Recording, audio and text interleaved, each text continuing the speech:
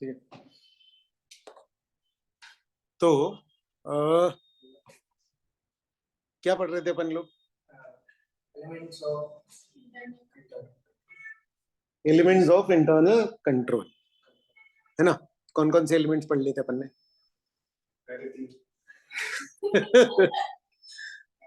Environment, controlled environment, entity risk assessment, information system and control activities.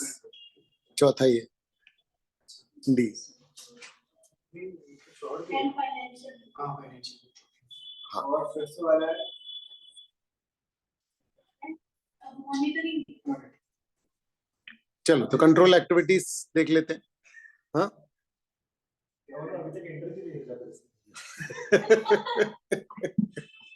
चलो ठीक है, सुनो सुनो, ठीक है। कंट्रोल, अभी तक अपन लोग इंटरनल कंट्रोल की ही बात कर रहे हैं, ठीक है। Auditors focus understanding the control activities. Control activities क्या हो रही है? Auditor must understand control activities relevant to the audit to assess risk of material misstatement, है ना? बहुत सिंपल सी बात है, जितना कंट्रोल रिस्क होगा उतना मटेरियल मिसस्टेटमेंट के चांसेस जो है वो बढ़ जाएंगे। क्लियर है? फिर क्या है? Relevance to audit,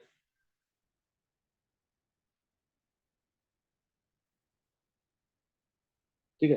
relevance to audit, control activity जो है ना, focused assessment. Auditor concentrates on control activities related to significant transaction, account balance disclosure pertinent to relevant assertion identified in the risk assessment process.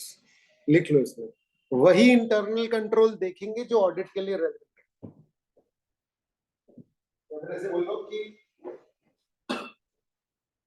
Mainly उन internal controls को देखेंगे जो audit के लिए relevant है। मतलब मैं कोई एंटिटी के सारे इंटरनल कंट्रोल देखने नहीं चले जाऊंगा, ठीक है। मैं सिर्फ कुछ ही इंटरनल कंट्रोल्स देखूंगा जो कि मेरे ऑडिट के लिए रेलेवेंट है। मैं काहे को सारे इंटरनल कंट्रोल देखते बैठूं? मैं ये क्यों देखूं कि आग से बचाने के लिए इन्होंने क्या क्या इंतजाम कर रखे हैं? समझ में आ रहा है? मैं ये नहीं देखूंगा कि इन लोगों ने पॉल्यूशन बचाने के लिए क्या क्या इंतजाम कर रखे हैं, क्योंकि मेरा मेन फोकस क्या है बेटा? Financial statement.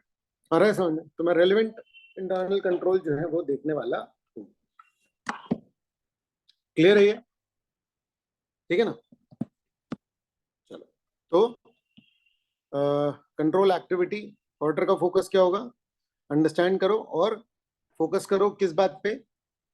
Audit relevance, relevance to audit पे फोकस करो, ठीक है। और nature of control activities, policies and procedure.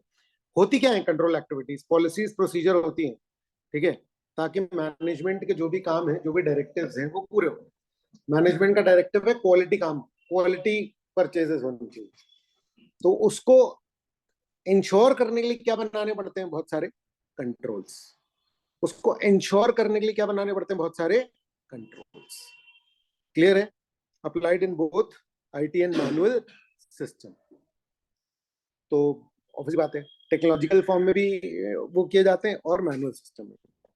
Objectives and application. Control activities जो है वो क्या करती है? बहुत सारे ऑब्जेक्टिव्स पूरा करती है। कंट्रोल एक्टिविटीज जो है वो क्या करती है?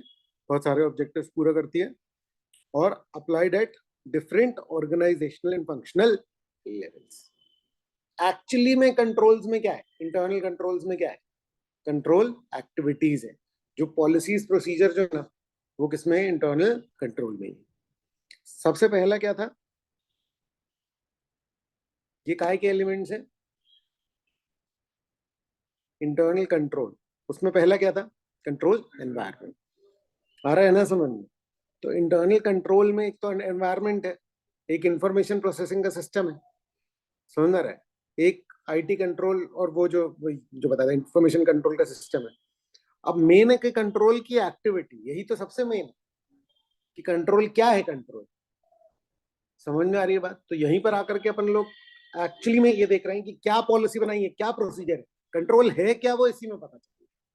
क्लियर है ना? चलो, relevant control activities, policies and procedure, performance reviews comparing actual performance with budgets. ठीक है, परफॉर्म, हाँ हाँ हाँ, वो म्यूट है, ये ऑन। ठीक है, policies and procedure, performance reviews. Performance reviews क्या होते हैं? तो ये एंटी की पॉइंट ऑफ व्यू से। देखो, कोई भी कंट्रोल या कोई भी व्यक्ति जो भी परफॉर्म कर रहा है, उसका रिव्यू मतलब कि ये देख रहा है कि कितना इफेक्टिव है। समझ रहा है? लोगों का भी रिव्यू होता है, आ रहा है समझ में? ठीक है ना? तो रेलेवेंट कंट्रोल एक्टिविटीज में परफॉर्मेंस रिव्यू होता है, इंफॉर्मेशन प्रोसेसिंग होती है, कि arithmetical accuracy, program change control. ये प्रोग्राम चेंज कंट्रोल बहुत बड़ी बात है एक्चुअली में। तो अभी ये देख लो बस। ठीक है, प्रोग्राम चेंज कंट्रोल का मतलब ऐसे कंट्रोल्स कि किसी ने आईटी रिलेटेड सॉफ्टवेयर या उसमें कोई चेंजेस किए, ये तो ज्यादा ऐसा तो ऐसा नहीं हो सकता है, अरे समझ। लेकिन अगर प्रोग्राम में कोई चेंजेस किए तो वो पता लग जाए, पहले से ऐसे कंट्रोल के इंतजाम होते हैं कि कोई ऐसा कर रहा है, और करे तो क्लियर हो जाए, क्योंकि जेन्युइनली भी लगते हैं ना अपडेट करने के लिए, पर गलत अपडेट ना हो गया। फिर फिजिकल कंट्रोल्स क्या होते हैं? जैसे कि सिक्योरिटी गार्ड, एग्जांपल लिख लो, सिक्योरिटी गार्ड। ठीक है, और segregation of duties. Internal control का एक सबसे बड़ा फीचर है क्या बेटा? Segregation of duties. आ रहा है समझ में? ठीक है ना? Ensures every different individuals are, मतलब ऑथराइज कोई और करेगा, रिकॉर्ड कोई और करेगा, और कस्टडी ऑफ असेट्स जो है वो किसी और के पास रहने वाली है। ठीक है, ठीक है। तो कंट्रोल एक्टिविटीज में ऑडिटर जो है अंडरस्टैंड करेगा, उनको फोकस करेगा जो ऑडिट के लिए रिलेवेंट है, नेचर समझेगा कंट्रोल एक्टिविटीज का।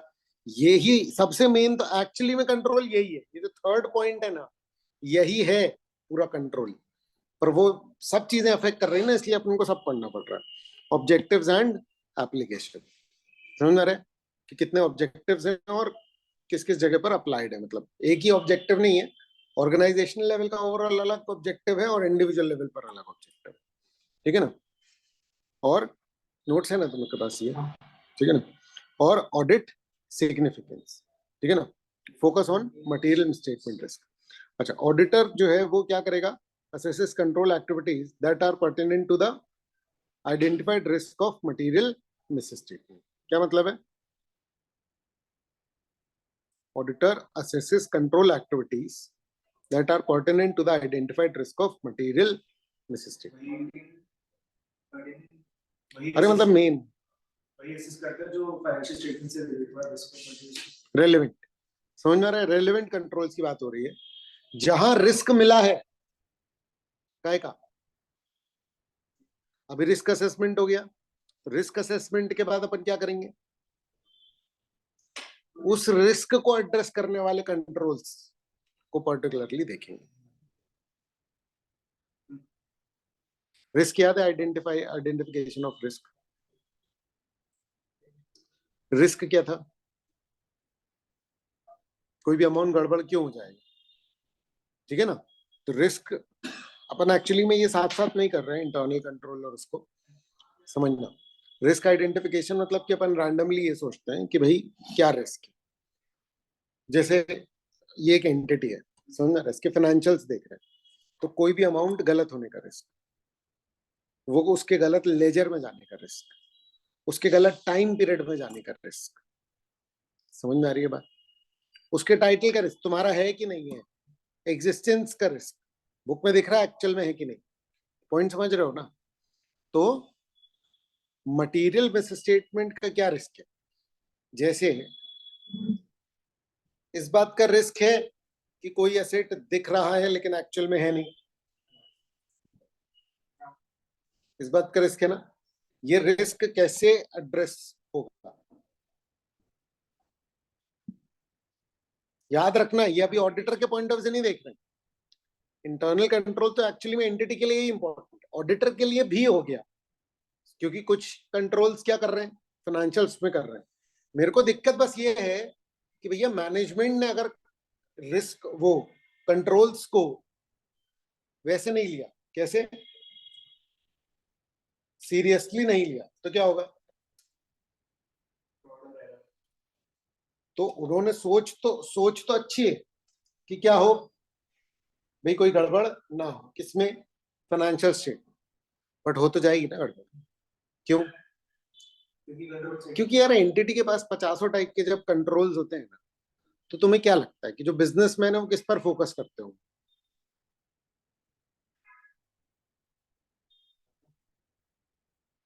इंटरनल कंट्रोल भूल गए क्या? क्या होता है इंटरनल कंट्रोल? क्या होता है? अरे यार, मतलब ठीक है लेकिन इन जनरल जैसे एक सिक्योरिटी चेक कि भैया असेट अपन सेफ गार्ड कर लें, अपन ने 5-6 ऑब्जेक्टिव नहीं पढ़े रहे इंटरनल कंट्रोल के ऑब्जेक्टिव, है ना?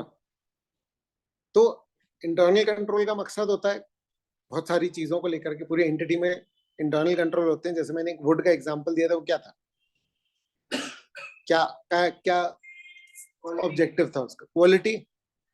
अच्छा, अब मान लो कि कोई एक एंटिटी है, जैसे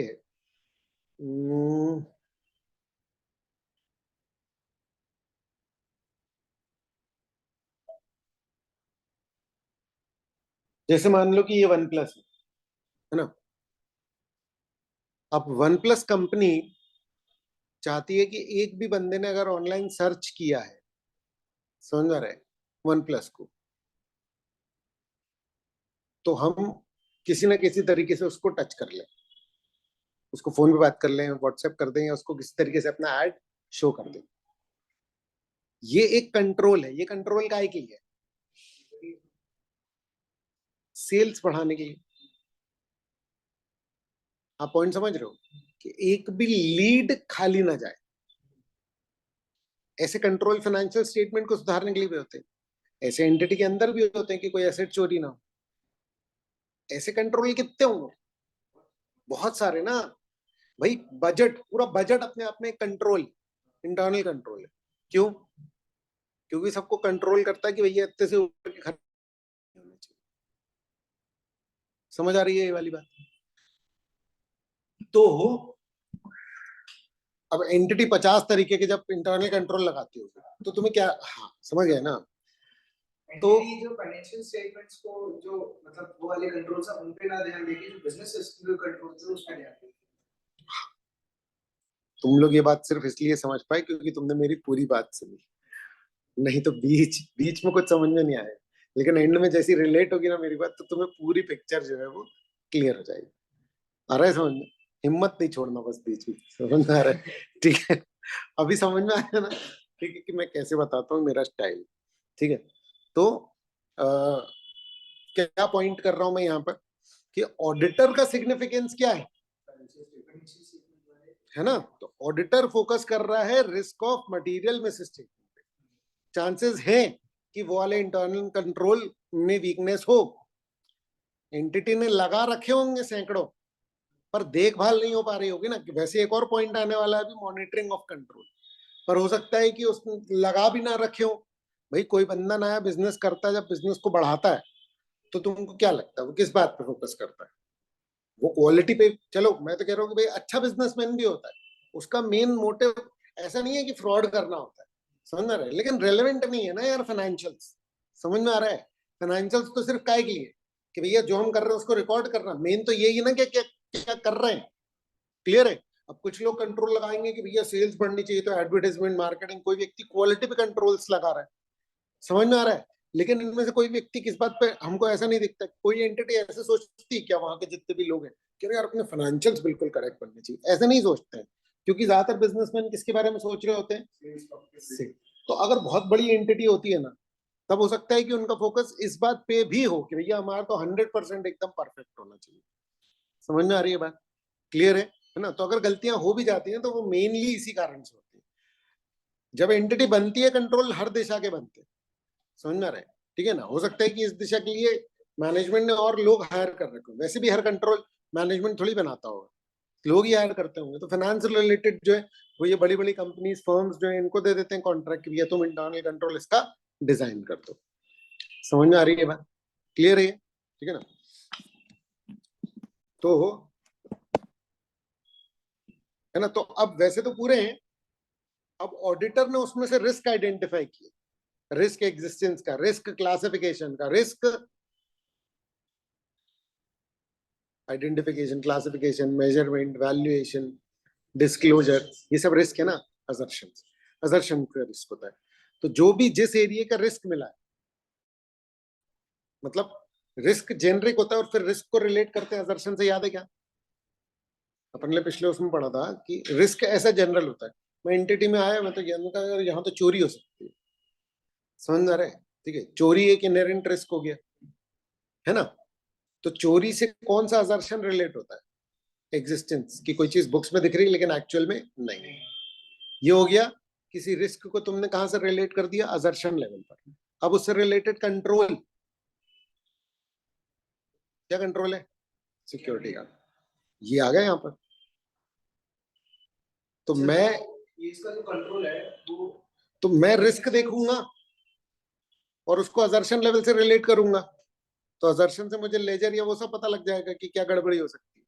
फिर मैं बोलूंगा इस रिस्क को बचाने का आपके पास क्या कंट्रोल है। तो आइडेंटिफाई कर चुका हूं मैं रिस्क, तो उन रिस्क से रिलेटेड इंटरनल कंट्रोल देखूंगा। देखो दो अप्रोचेस होती है। मैं एंटिटी के पास जाऊं, ऑफिस में बैठ के बोलूं भैया अपनी इंटरनल कंट्रोल की लिस्ट दो, अरे उनको ये भी नहीं पता कि उसको बोलते इंटरनल कंट्रोल। पॉइंट समझ में आ रहा है? हो सकता है कि मैक्सिमम केसेस में तो उनको ये ना पता हो कि इसको बोलते भी इंटरनल कंट्रोल। उनने तो बोला कि अरे हमने तो ये बना दिया सिस्टम, ये ठीक रहेगा। उस सिस्टम को इंटरनल कंट्रोल किया हमने, कहा अरे इस बंदे को जिम्मेदारी दे रखी, वो इंटरनल कंट्रोल। हमने ऑफिशियली नाम दे रखा ना भाई ऑडिट में उस चीज को। ये क्लियर है क्या? ठीक है, क्या नाम दे रखा है? Internal control. बोलो ये बात समझ में आई? तो ऑडिटर ने रिस्क जो, एक तरीका क्या हो सकता है कि ऑडिटर ने लिस्ट मांग ली इंटरनल कंट्रोल। चलो अच्छा, फॉर्मल ऑर्गेनाइजेशन है, बड़ी है, जिनके पास पूरा मैनुअल है। तो कुछ एंटिटीज ऐसी होती हैं, जैसे ये एमपीपी वगैरह में जाओगे ना, तो इतनी बड़ी बुक है, पूरी पूरी पॉलिसी प्रोसीजर, सिर्फ 50 पन्ने का लीव को लेकर के कंट्रोल्स हैं एम्प्लॉय। समझ में आ रही है बात? पूरी पॉलिसी प्रोसीजर। आप ये समझ लो कि वो इंटरनल कंट्रोल की बुक है। जितनी बड़ी ऑर्गेनाइजेशन रहती है वो अपनी प्रॉपर बुक बना लेती। बाकी हर कंपनी के पास इंटरनल कंट्रोल का एक होता तो है ना, कि जो प्रोसीजर बनाया वो कहीं तो रिटर्न रिकॉर्ड में होगा ना उनके पास। समझ में आ रही है बात? क्लियर है? मुझे सारे इंटरनल कंट्रोल से कोई मतलब नहीं, तो मैं सारी की लिस्ट लेके क्या करूंगी? फिर मैं ये ढूंढूं कि हर एक कंट्रोल क्या क्या बचा रहा है, फिर तो हो गया मेरा ऑडिट। क्योंकि मैं तो फिर बिजनेस रिस्क, मेरा तो स्कोप से भी बाहर काम कर रहा हूँ, मैं तो एंटिटी के लिए बहुत सारा काम कर रहा हूँ, मेरा उतना काम नहीं। तो मैं क्या कर रहा हूँ, मैं कंट्रोल्स को डायरेक्टली नहीं पूछता, मैं अपना रिस्क निकाल रहा हूँ।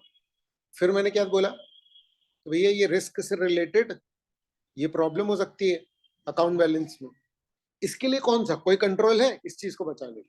तो वो चुन करके एंटिटी वाले आपको बोलेंगे ये कंट्रोल, उनका ये कंट्रोल चेक करा दो, उसके बाद हम देख लेंगे सब्सटेंटिव कितना करना है। आपको पॉइंट समझ में आ रहा है? क्योंकि पहले क्या होता था, ये बहुत पहले की बात, यानी 2008-9 के आसपास ये पूरा प्रोसीजर चेंज हुआ कि रिस्क असेसमेंट के बाद इंटरनल कंट्रोल देख जाएंगे। अदरवाइज उसके पहले क्या होता था कि पहले कंट्रोल टेस्टिंग होती थी, जनरली रैंडमली सैंपल बेसिस पे कंट्रोल्स उठा लिए जाते थे। समझ में आ रहा है? जिन कंट्रोल की टेस्टिंग करते थे और बस उसके बेसिस पे सब्सटेंटिव कर लेते थे। उससे पहले इंटरनल कंट्रोल की वैसी इंपॉर्टेंस नहीं थी। फिर 2013-14 के आसपास जब ये अमेंड हुआ, तो कारों में भी और इनफैक्ट और भी चीजों में इंटरनल फाइनेंस कंपनीज एक्ट में इंटरनल फाइनेंशियल कंट्रोल करके एक वर्ड आया। समझ में आ रहा है? जिससे कि इंटरनल कंट्रोल की इंपॉर्टेंस बढ़ी। और उसके बाद फिर इंटरनल कंट्रोल, इंटरनल ऑडिटर को लेकर के भी जो है वो बातें और बढ़ी। तो ये रेलेवेंट एरिया जो है वो बन गया, पहले नहीं हुआ करता। समझ में आ रही है बात? क्लियर है? तो emphasis on those related significant classes of transaction account balance and disclosures. समझ में आ रहा है? ठीक है। फिर objective achievement, effectiveness of control. Control activities aim to ensure the achievement of management objective, assist in preventing, detecting, correcting material mistake. Internal control के basic objective क्या है? Prevent, detect, correct material mistake. आ रहा है समझ में? ठीक है ना?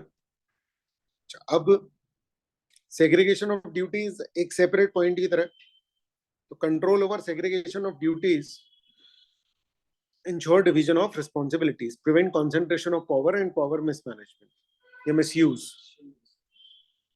समझ में आ रहा है? पावर का मिसयूज ना हो, एक बंदे के पास पूरी पावर दो ही, क्लियर है? ठीक है ना? हाँ हाँ हाँ, वो तो खैर है ही क्लासिक एग्जाम्पल। अरे जो मैंने फ्रॉड ढूंढा था अपने पहले ऑडिट में, कैश जमा करने का और रिकॉर्डिंग का अलग अलग था, वो एक को दे दिया तो फ्रॉड के चांसेस बन गए, है ना? उतना वैसा फ्रॉड नहीं था, समझ में आ रहा है? लेकिन हाँ, बस वो वैसा था कि पैसा कुछ दिन अपने पास वो रोक लेता। कॉम्प्रिहेंसिव अंडरस्टैंडिंग, ठीक है? की elements, auditors understanding covers policies and procedures in performance reviews, fiscal control and segregation of duties. Focus on those relevant to the audit. क्या बोल रहे हैं? कॉम्प्रिहेंसिव वर्ड जब भी आता है ना, तो उसको ओवरऑल समझ लेना, अरे समझ कि सब कुछ कवर हो रहा है, ठीक है? तो ऑडिटर की understanding policy, procedure, performance review, information processing, physical control, segregation of duty, इन सबको एरिया को कवर करता है और उन कंट्रोल्स को ढूंढ लेता है जो कि ऑडिट के लिए रिलेवेंट है। कंक्लूजन, ठीक है? Integral to risk assessment. Control को समझोगे नहीं तो रिस्क असेसमेंट में प्रॉब्लम हो जाएगी। ऑडिटर का जो रिस्क असेसमेंट है, रिस्क असेसमेंट भी एक ना कंटिन्यूअस टाइप का प्रोसेस है। रिस्क असेसमेंट हर समय चलता ही रहता है। एक तो शुरू में मैं पूरे प्रोसीजर लगा करके रिस्क असेस कर ही लेता हूँ, फिर वो मेरा ऐसा नहीं होता कि वो फिक्स हो गया। मैं हर समय जब भी ऑडिट कर रहा हूँ तो रिस्क असेसमेंट एक चल ही रहा है। समझ में आ रही है बात? क्लियर है? और इसीलिए तो मैं परफॉर्मेंस मटीरियलिटी चुन लेता हूँ। काहे के लिए? मटीरियलिटी से एक छोटा लेवल ना, क्यों?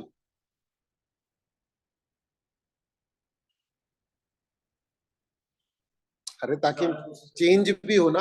मैं जब चेक कर रहा हूँ कुछ गलत निकला तो सुधारेगी, एंटिटी सुधारेगी, तो मैंने उसी के बेस पे तो अपना मटीरियलिटी का लेवल बना रखा था, वो लफड़े में ना आ जाए ना, इसलिए तो परफॉर्मेंस। अरे तुम लोग पढ़ नहीं रहे हो क्या घर में? ये बहुत इंपॉर्टेंट बातें हैं यार, 320 की है, ठीक है? जरूरी है भाई, ठीक है? वहां से लाइट चालू करना है, सबसे एंड वाली, उस तरफ, उस तरफ, उस तरफ, और उसके बगल वाली। ज्यादा तो नहीं हो गई है ना? बंद करनी हो बंद कर देने का।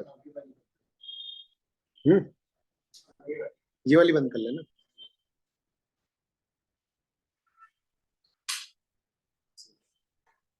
हाँ, ये सही, ठीक है? चलो, है ना? एमसीक्यू बताओ, what is the primary focus of the auditors auditor concerning control activities?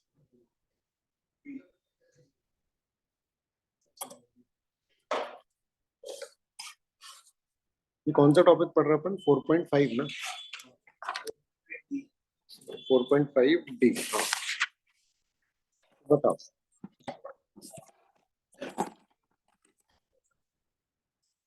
हम्म, क्या होगा फर्स्ट का?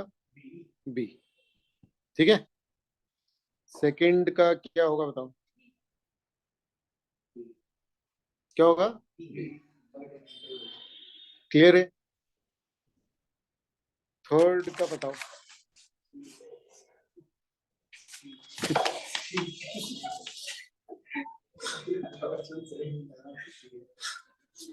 ठीक है, फोर्थ का?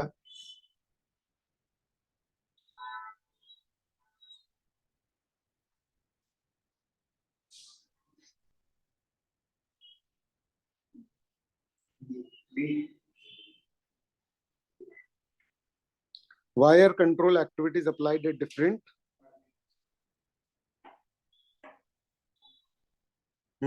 क्यों लगाई जाती है?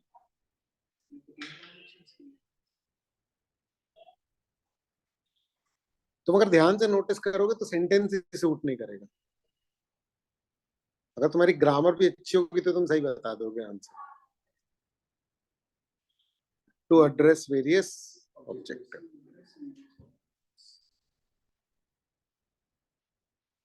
अगर वो वेयर बोलता तो आंसर बी हो भी सकता है, नहीं आया समझ में। 2 से तो स्टार्ट होने वाले या ए सी और डी ये फिर भी सेंटेंस के साथ जा रहे हैं, बी तो ग्रामेटिकली नहीं जा रहा, नहीं समझे, क्लियर है। चलो फिफ्थ वाले का बताओ।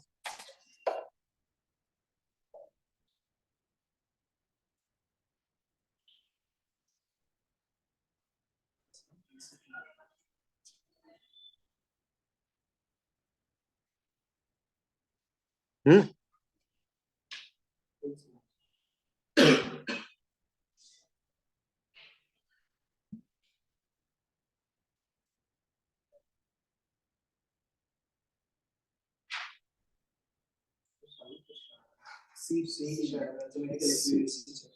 ठीक है, इंफॉर्मेशन प्रोसेस सही से हुई है कि नहीं, ये कौन सा एक चेक अरिथमेटिकल वाला सकता है। चलो मॉनिटरिंग ऑफ कंट्रोल, देखो मॉनिटरिंग ऑफ कंट्रोल और इंटरनल ऑडिट एक ही बात हो गई ऑलमोस्ट, लेकिन ठीक है फिर भी थोड़ा बहुत डिफरेंस अपन इसको मान सकते हैं। कैसे?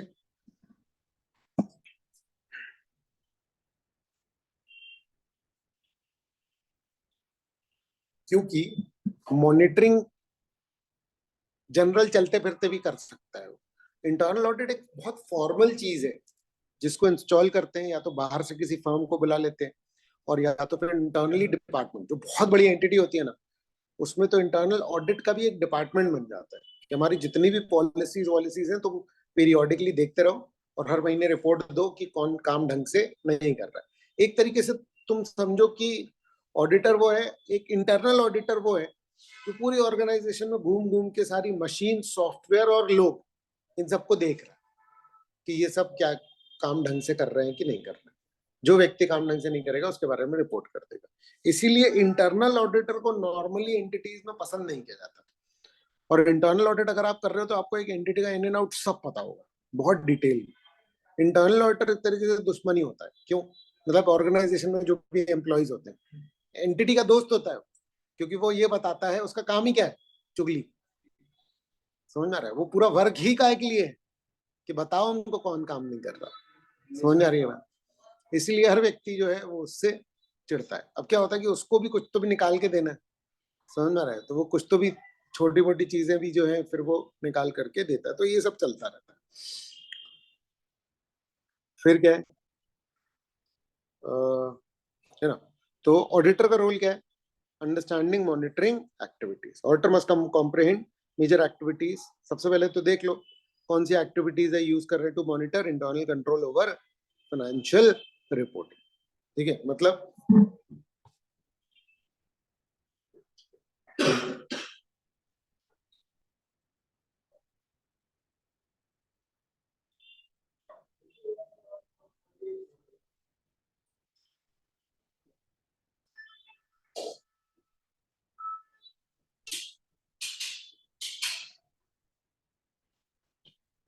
ठीक है,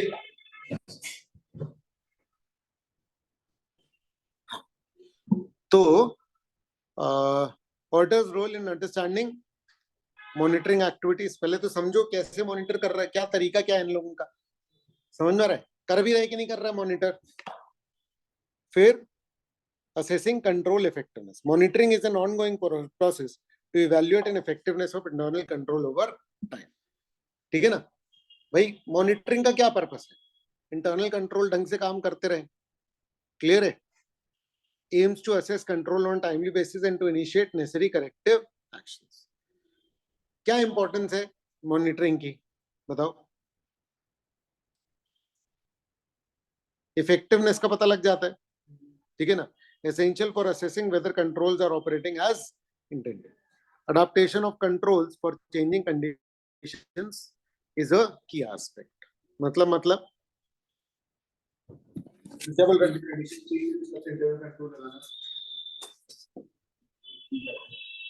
इफेक्टिवनेस असेसमेंट, इफेक्टिव कितना है इंटरनल कंट्रोल, ठीक है, इंटरनल कंट्रोल जो है वो इफेक्टिव कितना है, क्लियर है, ठीक है ना। और adaptation of controls for changing conditions. मतलब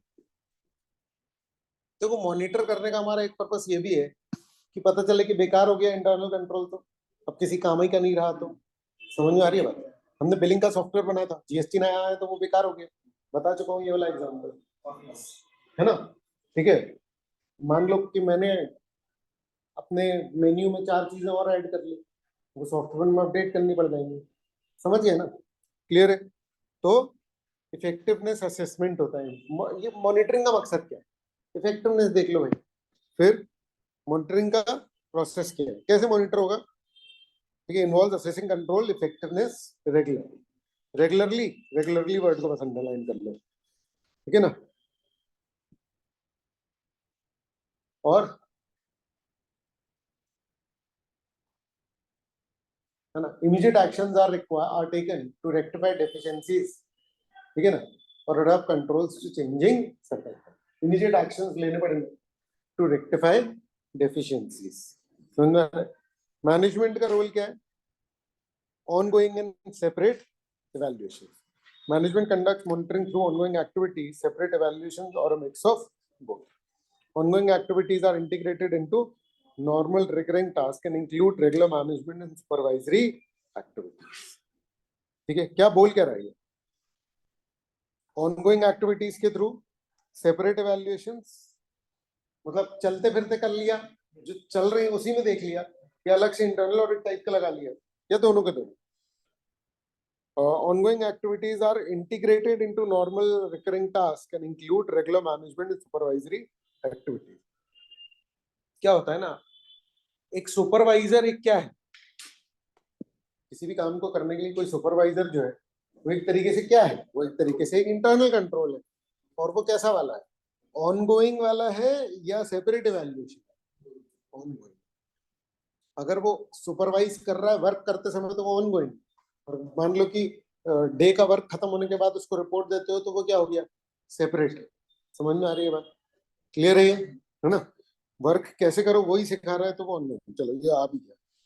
ongoing built into regular activities. Ongoing monitoring जो है वो सीमलेसली इंटीग्रेट हो जाती है into routine business activities. Clear है? Regular check and evaluation are part of everyday operations. पता है, अगर आपको ये समझ में आ गया, समझ में आ रहा है, ठीक है, अगर ये रियल में आपको समझ में आ गया ना, आपको बिजनेस करना समझ में आ गया, फिर तुम्हें पैसे कमाने के लिए सीए बनना जरूरी नहीं। इस बात को समझ रहे हो? जो मैंने अभी तक के अपने एक्सपीरियंस में पाया है, जो नोटिस किया है, वो यही है, समझ में रहे, कि सबसे इंपॉर्टेंट जीवन में जो है ना वो कंट्रोल है। चाहे बिजनेस हो चाहे पर्सनल लाइफ। वो जो डिसिप्लिन वाला वर्ड अपन यूज करते हैं, what is discipline? Discipline is a set of internal controls जो कि हमने अपनी लाइफ के लिए लगा रखा है। अगर हमने बोल रखा है कि भैया 6 से 7 हम पढ़ेंगे और हम वो 6 से 7 पढ़ रहे हैं, तो वो एक इंटरनल कंट्रोल है। और ये जो 6 से 7 तुम पढ़ भी रहे हो वो एग्जीक्यूशन ऑफ इंटरनल कंट्रोल। अरे सर, और मॉनिटरिंग हो गई, हो सकता है तुमने उसकी मॉनिटरिंग अपने घर वालों के हाथ में दे रखी कि भैया अगर मैं 6 से 7 ना पढ़ूं तो फिर, है ना, कि खाना मत देना मेरे को रात को, समझ रहे, जब तक कि मैं वो काम कंप्लीट कर लूं। That becomes the internal check. वो गया सुपरवाइजर, वो build in into regular activities. Build in regular activities क्या है कि हमको 6 से 7 जब हम पढ़ रहे हैं तो बीच बीच में आकर के झांकते रहना कि मोबाइल तो नहीं चला रहा, ये क्या हो गया? समझ में आ रहा है ना? इसी चीज को बस बिजनेस में इंटीग्रेट कर दो, थोड़ा इनफॉर्मल नहीं होगा, थोड़ा फॉर्मल होगा।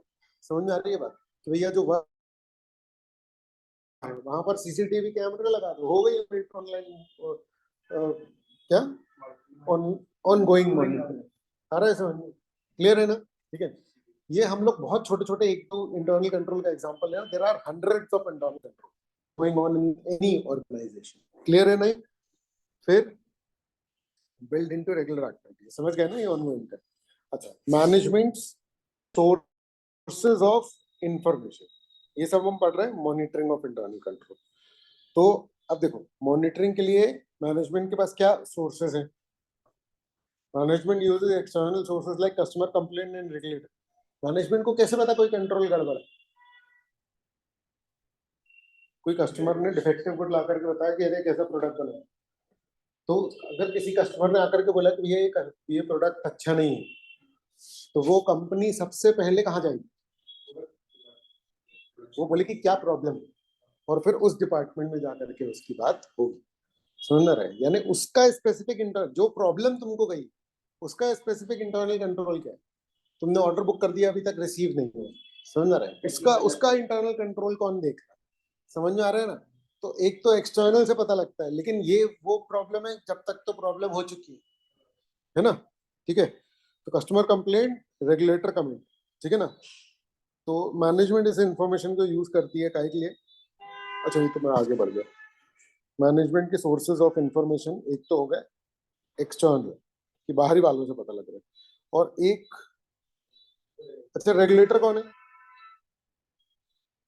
अरे रेरा, आरबीआई, ये सब कंप्लेन कर रहे हैं ना। जब भी कोई कंप्लेन कर रहा है मतलब आपका कोई तो भी इंटरनल कंट्रोल वीक है या है ही नहीं सही है। समझ में आ रहा है? ठीक है ना? आइडेंटिफाइज पोटेंशियल प्रॉब्लम्स आर और एरियाज नीड इम्प्रूवमेंट। समझ में आ रही है बात? अनटिल अनलेस कस्टमर ही क्या है, पानी में डाल रहा है मोबाइल और क्या कर रहा है, बोल रहा है देखो ये खराब हो गया। पॉइंट समझ में आ रहा है? लेकिन ये भी कब पता चलेगा भाई? आप अपने डिपार्टमेंट को भी दोष कब दोगे? जब ये चेक कर लो कि मोबाइल उनकी क्वालिटी के कारण नहीं है, कस्टमर ही ऐसे खोला तो उसमें से एक बाल्टी पानी निकल गया, मतलब आ रहा है समझ? बोल रहा है यार ये क्या तरीका है, क्योंकि कस्टमर भी तो गलत हो सकता है। पॉइंट समझ में आ रहा है? ठीक है ना? तो ये ध्यान रखना पड़ेगा। फीडबैक फ्रॉम एक्सटर्नल पार्टीज, ये सेम हो गया वैसे, लेकिन ठीक है। कस्टमर कंप्लेंट, रेगुलेटर कमेंट, है ना? ठीक है, कंटिन्यूस इंप्रूवमेंट के लिए इसको यूज करता है ना? अच्छा, continuous improvement, adaptation to change conditions, changing conditions. तो कंटिन्यूस इंप्रूवमेंट क्या है? कंडीशंस चेंज हो रही हैं, वो नहीं होल मार रहा था।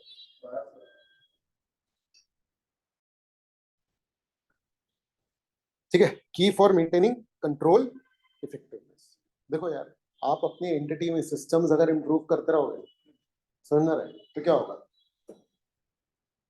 बिजनेस अच्छा चले। जो बिजनेस पुराने समय से चलते चले आ रहे हैं और वो कंटिन्यूसली चल रहे हैं, तो उनमें सबसे मेन बात यह है कि वो कंटिन्यूसली क्या कर रहे हैं? इंप्रूव कर रहे हैं। विप्रो कंपनी पहले क्या बेचती थी? विप्रो जानते हो कि नहीं? आईटी कंपनी, सनफ्लावर ऑयल बेचती थी, इसलिए उसके में सनफ्लावर बनना रहता है विप्रो को, पता है तुमको, उसके लोगों में। तो जस्ट इमेजिन, समझ में आ रहा है कि भाई जहां मौका मिला है जिस तरीके से बढ़ना था वो वैसे करते हैं। भाई एप्पल जाना जाता है आज की डेट में क्या फोन के लिए, बट एक्चुअली में वो क्या बनाता था? कंप्यूटर्स। उसका तो नाम ही एप्पल कंप्यूटर्स था। समझ में आ रहा है? पर्सनल कंप्यूटर्स बनाते थे ना वो, विंडोज से भी पहले। विंडोज विंडोज थोड़ी था। समझ में आ रहा है? आईबीएम था उनसे पहले, इंटरनेशनल बिजनेस मशीन्स बनाता था वो, मतलब वो कंप्यूटर बनाता था बिजनेस के लिए। पीसी सबसे पहले किसने चालू किया? मैक। अरे समझ में? ठीक है, और फिर क्या है? टाइमली रेमेडियल एक्शंस आप ले सकते हैं। प्रोएक्टिव अप्रोच, प्रोएक्टिव यही है कि प्रॉब्लम आने से पहले ही अगर हम आइडेंटिफाई कर पाए, समझ रहे, भाई ताला टूटने का वेट मत करो, सारे ताले चेक कर लो कौन सा कमजोर है, बदल दो। समझ में आ रही है बात? समझ में आई है एनालॉजी? समझ में आई कि नहीं? ठीक है ना? क्लियर?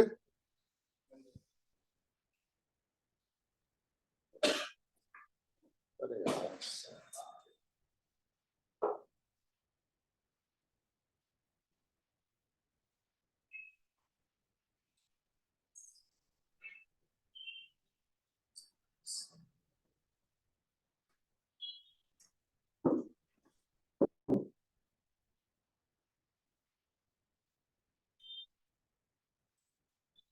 ठीक है ना?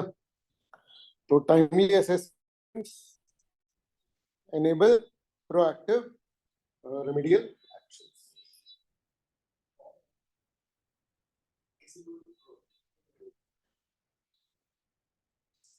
इस तरीके से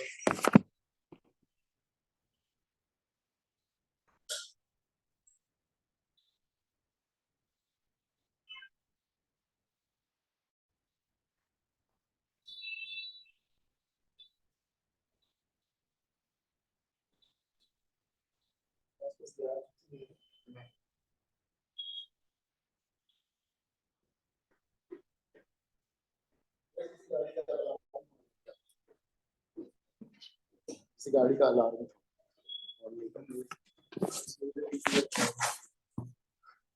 नहीं हॉर्न नहीं था ये, वो कोई छेड़ दी होगी बटन दबा के।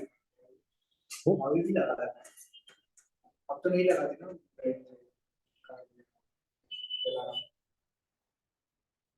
हाँ पता नहीं लगाया होगा। चलो ठीक है, तो मॉनिटरिंग ऑफ कंट्रोल कंटिन्यूस और इंटीग्रल पार्ट है, ठीक है। enables management to ensure ongoing effectiveness and adaptability। Clear है? चलो एमसीक्यू बताओ। What is the primary purpose of monitoring in the context of internal control? क्या? जी ठीक है, सेकंड वाले का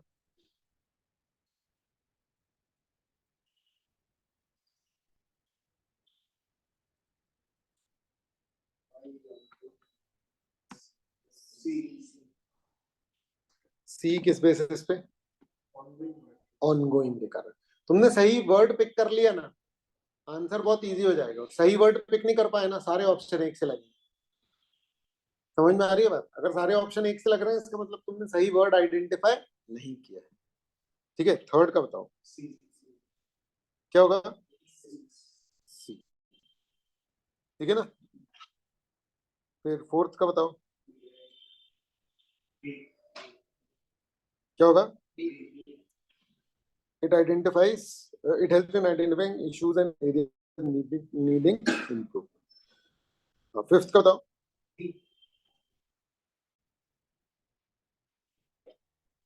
ठीक है, क्लियर है ये?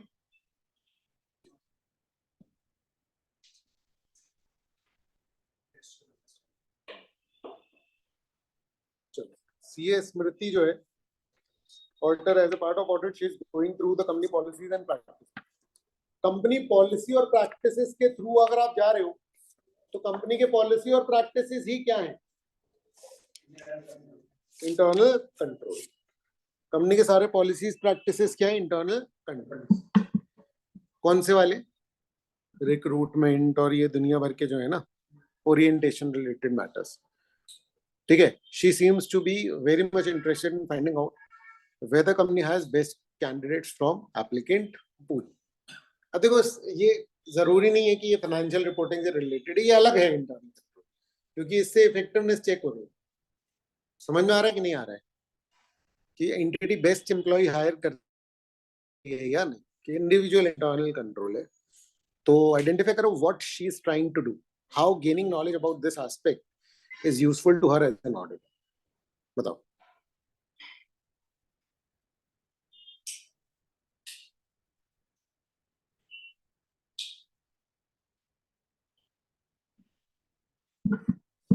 बोलो बोलो।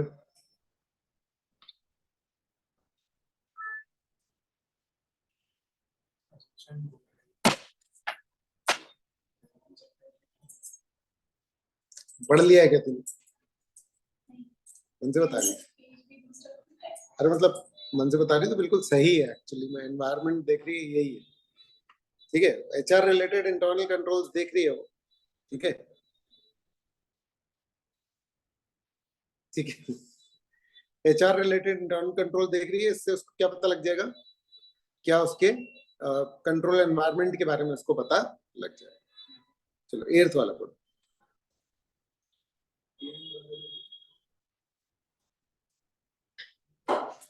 During the audit of same company, अच्छा, इसी कंपनी का ऑडिट करते समय स्मृति को पता लगा कि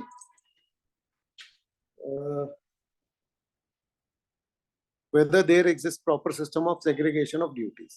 She wants to be sure that a person responsible for recording a transaction is different from the person authorizing it. Hannah, discuss what she is trying to do and how its understanding is significant to her as an auditor. Huh? Perfect. She is understanding, controlling activities. इस level पे किसी के notes में भी नहीं लिखा हुआ। कोई नोट्स उठा करके देखो, मॉड्यूल से सब डरते हैं, समझ में आ रहा है, लेकिन ऑडिट में उसका कोई और पार नहीं है, मतलब क्लियर है, ठीक है ना।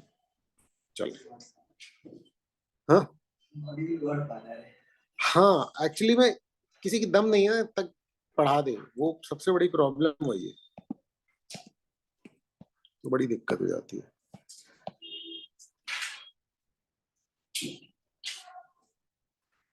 अरे अरे अरे,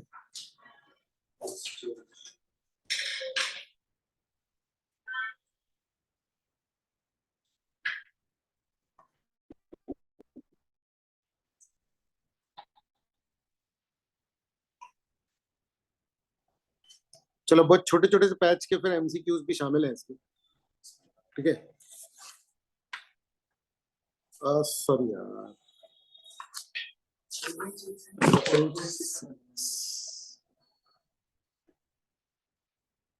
सर एक दीदी ने बोल दिया था बीच में एमसीक्यूज का सेकंड तुम वो करते जा रहे हो क्या, प्रैक्टिस टेस्ट? हाँ मतलब कर लिया है वो, इस तरीके से और डाल देना उसमें प्रैक्टिस टेस्ट। और वो क्वेश्चंस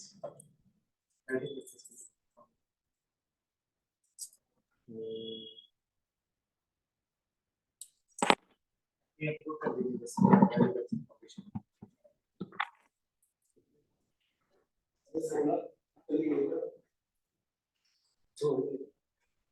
छोड़ के ना था, छोड़ रहा था उसकी शादी तो वो कल ही कहा मैं दोस्त नहीं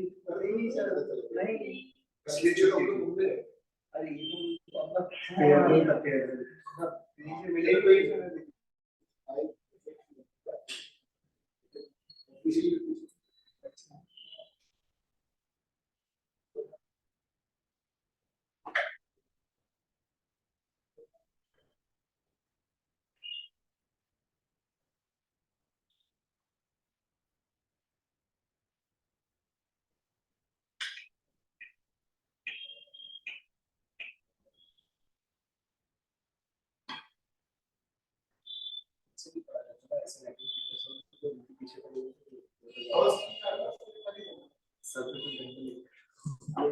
अपलोड करा दे रहा हूँ आपने सारे क्वेश्चंस, उसके 3-3 क्वेश्चंस अपन लोग डेली जो है करते हैं, ठीक है ना। सारे आंसर्स मॉड्यूल के हिसाब से करना, नोट्स इस पैटर्न में करना, आंसर जिस पैटर्न में ये नोट्स है, क्लियर है। मतलब इतनी साइड हेडिंग तो नहीं बना पाओगे तुम जितनी बना पाओ, क्लियर है। इसमें साइड हेडिंग की भी साइड हेडिंग है, तुम उसमें काम कर लेना, ठीक है। चलो, relevance of controls two point, ठीक है। मैं इसमें मॉड्यूल भी खोल लूंगा, साथ में कंफ्यूजन होता है क्या उससे, ठीक है। चलो तो है ना, ऑडिट के लिए कंट्रोल्स का क्या रेलेवेंस है, ठीक है, ठीक है। ऑडिट के लिए कंट्रोल्स का क्या रेलेवेंस है, ठीक है। सबसे पहले, entities objective dictate controls for reasonable assurance and financial reporting, operations and compliance, ठीक है। तो भैया जो कंट्रोल्स होते हैं एंटिटी के, वही तो उस पार्ट के लिए भी कंट्रोल बनाते हैं जो, जिन कंट्रोल्स के सहारे क्या होती है, फाइनेंशियल रिपोर्टिंग। आपने एक अकाउंटेंट के ऊपर एक चार्टर्ड अकाउंटेंट रखा कि भैया चेक कर लेना है जो भी कुछ करे, तो ये इंटरनल कंट्रोल हो गया, और ये फाइनेंशियल रिपोर्टिंग से रिलेटेड इंटरनल कंट्रोल हो गया, क्लियर है। तो डायरेक्ट रेलेवेंस है पहली बात। दूसरा, ऑडिटर का फोकस सारे कंट्रोल नहीं होता, बल्कि सिर्फ वो कंट्रोल होते हैं, ठीक है, जो फाइनेंशियल रिलेटेड होते हैं। एंटिटी के ऑब्जेक्टिव के लिए जितने कंट्रोल्स रेलेवेंट है, वो ऑडिटर के लिए भी रेलेवेंट हो ऐसा जरूरी नहीं। एंटिटी के ऑब्जेक्टिव पूरे करने नहीं आया हूं, मेरे objective mainly users of financial statement को लेकर के, समझ में आ रहा है। मैं सरकार की तरफ से आया हूँ, कानून की तरफ से आया हूँ, क्लियर है। देखो, जब आप ऑडिट करने जाते हो ना, तो आपके दिमाग में ये रहता है कि यार क्लाइंट से रिलेशनशिप बन जाए ताकि और काम मिल जाए इस एंटिटी का, ऑडिट का तो है ही, पर वही तो इंडिपेंडेंस को तुम्हारे वो करेगा। इसलिए चार्टर्ड अकाउंटेंट एक्ट में ये भी मेंशन है कि जिस क्लाइंट का ऑडिट कर रहे हो उससे क्या क्या काम ले सकते हो, नहीं तो एहसानों तले दबा देगी वो एंटिटी तुमको। ये बात अपन कंपनी ऑडिट में पढ़ भी लेंगे। हाँ क्लियर है ये? ठीक है, ऑडिटर का फोकस हो गया। ठीक है, फैक्टर्स इन्फ्लुएंसिंग रेलेवेंस, ठीक है ना, कौन से फैक्टर से रेलेवेंस का पता लगता है।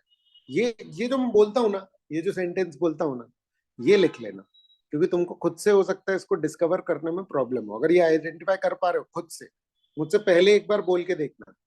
तुमने हेडिंग का मीनिंग सही निकाला तो फिर ठीक है, अगर तुमसे बिल्कुल गलत निकला मीनिंग तो जो मैं बोल रहा हूँ वो लिख लेना। फैक्टर्स इन्फ्लुएंसिंग रेलेवेंस मतलब कौन से फैक्टर्स इंटरनल कंट्रोल की रेलेवेंस को गवर्न करते हैं। मतलब ऑडिटर चुनेगा कैसे कि कौन से इंटरनल कंट्रोल देखने कौन से नहीं, समझ में आ रहा है? तो materiality, auditor considers materiality in judging control relevance, मतलब कौन सा कंट्रोल रेलेवेंट है जिससे वो आउटपुट आता है जो कि मटीरियल है। जैसे सेल्स मेरे लिए मटीरियल है, स्टैट्यूटरी कंप्लायंसेस मेरे लिए मटीरियल है, तो उससे रिलेटेड कंट्रोल्स मेरे लिए क्या हो गए, रेलेवेंट। मतलब वो तो ज्यादा ही रेलेवेंट हो गए ना, और वो कंट्रोल जो कि बड़ी चीजों को वो करते हैं। नहीं आया समझ में, है ना? Risk significance, the significance of the associated risk is a factor. Auditor ने जिस चीज को रिस्क माना है, उस रिस्क से रिलेटेड जो भी कंट्रोल है वो रेलेवेंट है।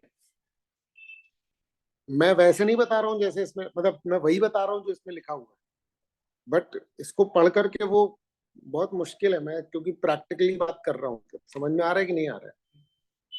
क्लियर है नहीं, है ना? Entity size, size of the entity influences control relevance.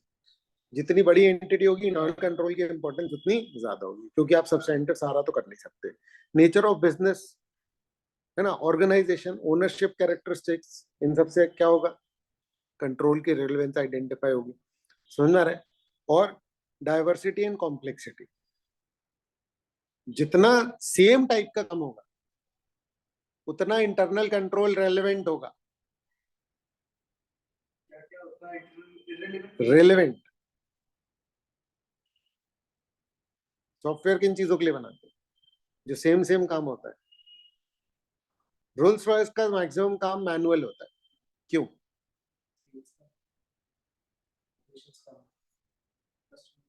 Customization में होता है। समझ आ रही है बात? ठीक है, मारुति और टाटा ने ऑटोमेटाइज कर दिया है, क्यों? सेम काम करना है सारी गाड़ियों के, पर रोल्स रॉयस में हर काम अलग होना है, इसीलिए हर काम क्या हो रहा है, मैनुअल हो रहा है।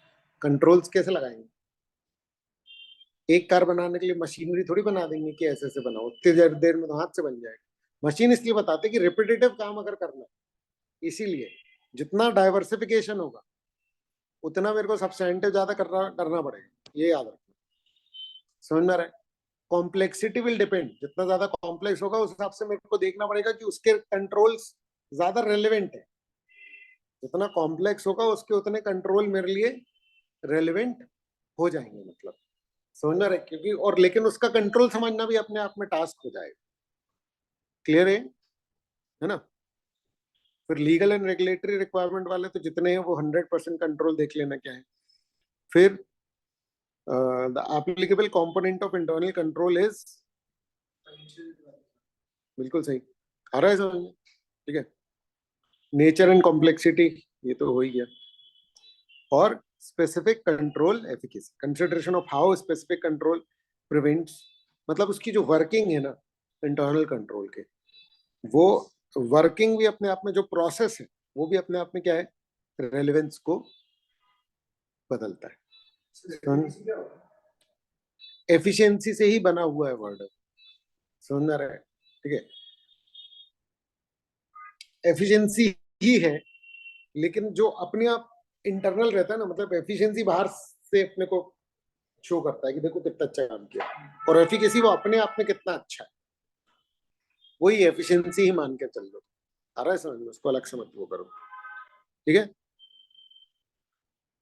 तो consideration of how a specific control prevents, detects or corrects material misstatement. Clear है? ये समझ रहे हो कि नहीं समझ रहे हो? देखो, जितना ये इजी है समझने में, मतलब इसके ऐसे नोट्स के फॉर्मेट में, ऑडिट का मॉड्यूल है ना, हाँ, तो उसमें देखते जाना, तो तुम्हें समझ में आएगा कि ये चीज कितने खतरनाक तरीके से लिखी हुई है उसमें। क्लियर है क्या? इसमें सिंप्लीफाइड है मतलब। ठीक है, हम लोग काय के पॉइंट्स पढ़ रहे हैं? कौन सा ऑडिट रेलेवेंट है, कैसे पता करोगे?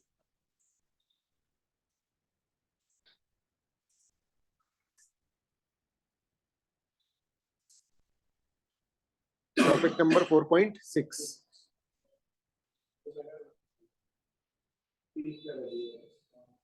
हाँ, उसी को तोड़ करके ये पूरे नोट्स बने।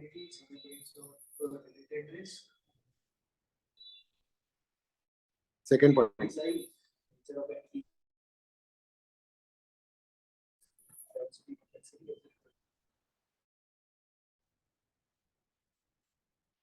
ठीक है ना?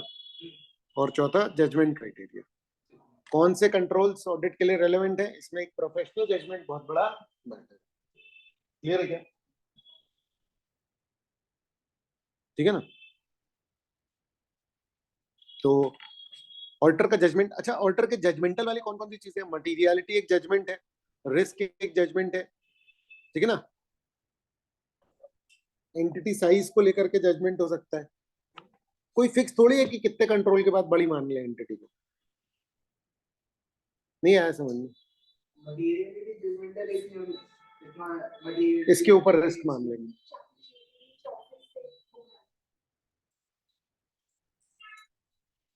हाँ क्या?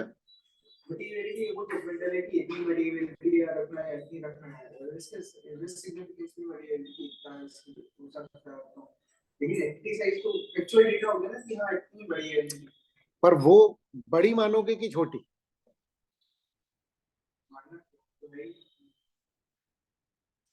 1 लाख बड़ा है कि छोटा?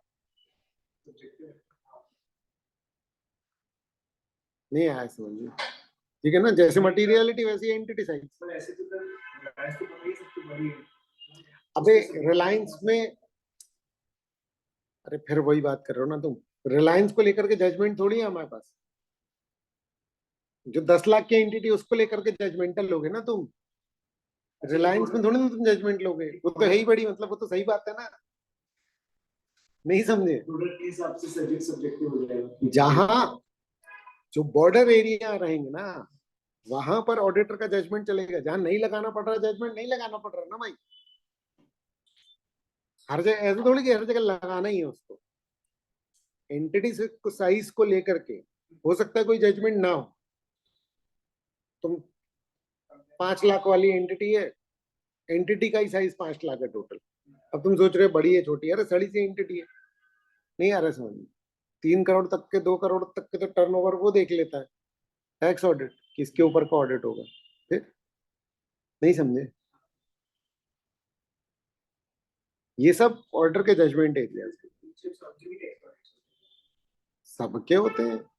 2-3 करोड़ उतनी बड़ी एंटिटी के तो होते ही होते हैं ना टैक्स ऑडिट।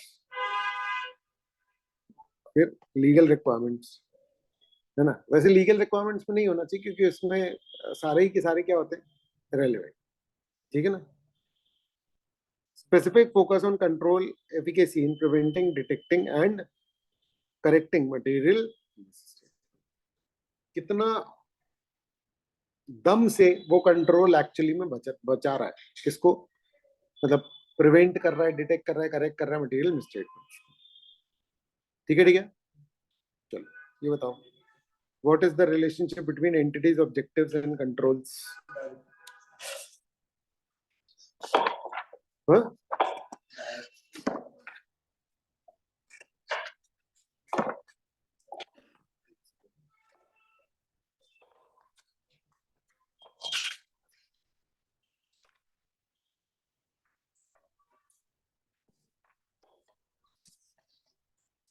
4.7 है ना ये?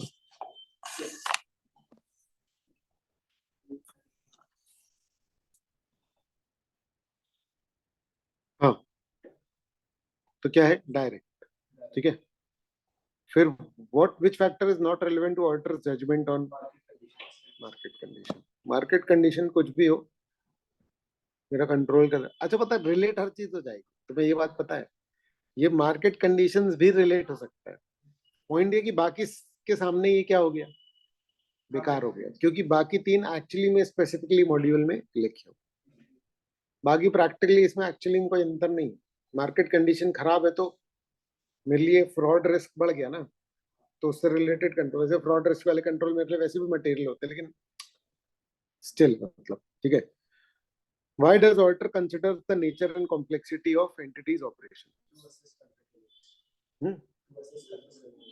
To assess control relevance. ठीक है, चलो, what is the significance of assessing significant controls efficacy? आ रहा है ये समझ लो। फिर in assessing control relevance, what role does risk significance play?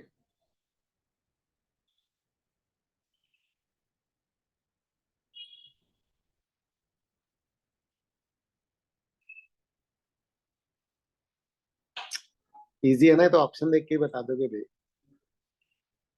इसका आंसर भी है, लेकिन क्वेश्चन का मतलब बताओ।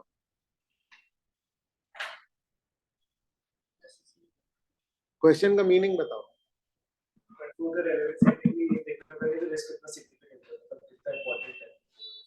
हाँ, तो क्वेश्चन का मतलब ये क्या है, ये तुमने बोल दिया, ये आंसर के तौर पर बोला स्टेटमेंट।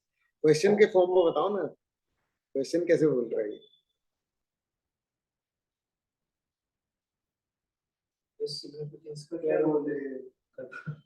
बोलो ना पूरा। रिस्क, रिस्क कितना सिग्निफिकेंट है, इसका क्या रोल है, क्या आइडेंटिफाई करने में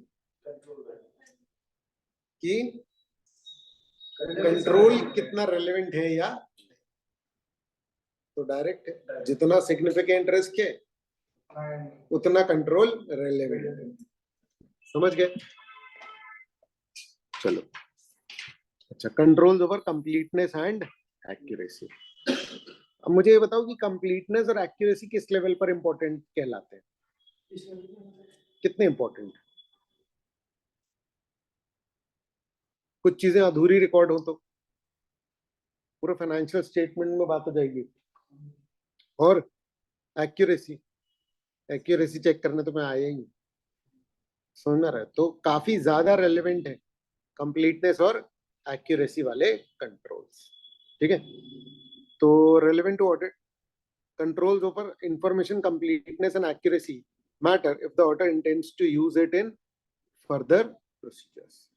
ये मैटर कर रहे हैं अगर ऑडिटर कंट्रोल्स को यूज कर रहा है। ध्यान से सुनना, मुझे ये बताओ, ऑडिटर कंट्रोल पे भरोसा करेगा तो क्या करेगा आगे?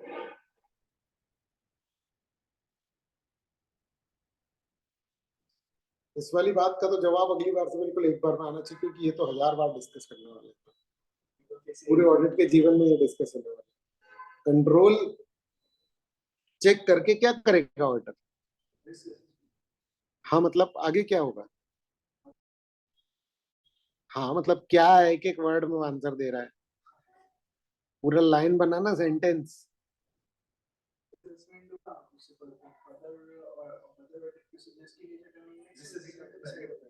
तो इंटरनल कंट्रोल अच्छा है या बुरा है, इससे क्या फर्क पड़ेगा? अगर अच्छा है तो ऑडिट प्रोसीजर्स कम होंगे, खराब है तो ठीक है ना। तो मैं एक्चुअली में ऑडिट कंट्रोल पर रिलाय करके क्या कर रहा हूँ, अपने ऑडिट प्रोसीजर्स कम करने वाला हूँ, तो I have to be very sure कि कंट्रोल अच्छा है, नहीं तो मेरे पर बात आ जाएगी। नहीं आया समझ में? तो जो भी कंट्रोल्स ये काम करते हैं, कौन से वाले, कंप्लीटनेस और एक्यूरेसी की बात करते हैं, मुझे क्या करना पड़ेगा?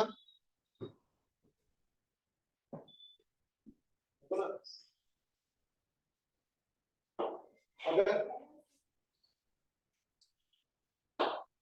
अगर ऑडिटर उन कंट्रोल्स को कंसिडर करने वाला है फर्दर ऑडिट प्रोसीजर्स के बारे में डिसीजन लेने के लिए, उन कंट्रोल्स को, तो वो मैटर कर रहा है। इसका मतलब क्या हुआ, ढंग से चेक कर लेना। नहीं आया समझ में?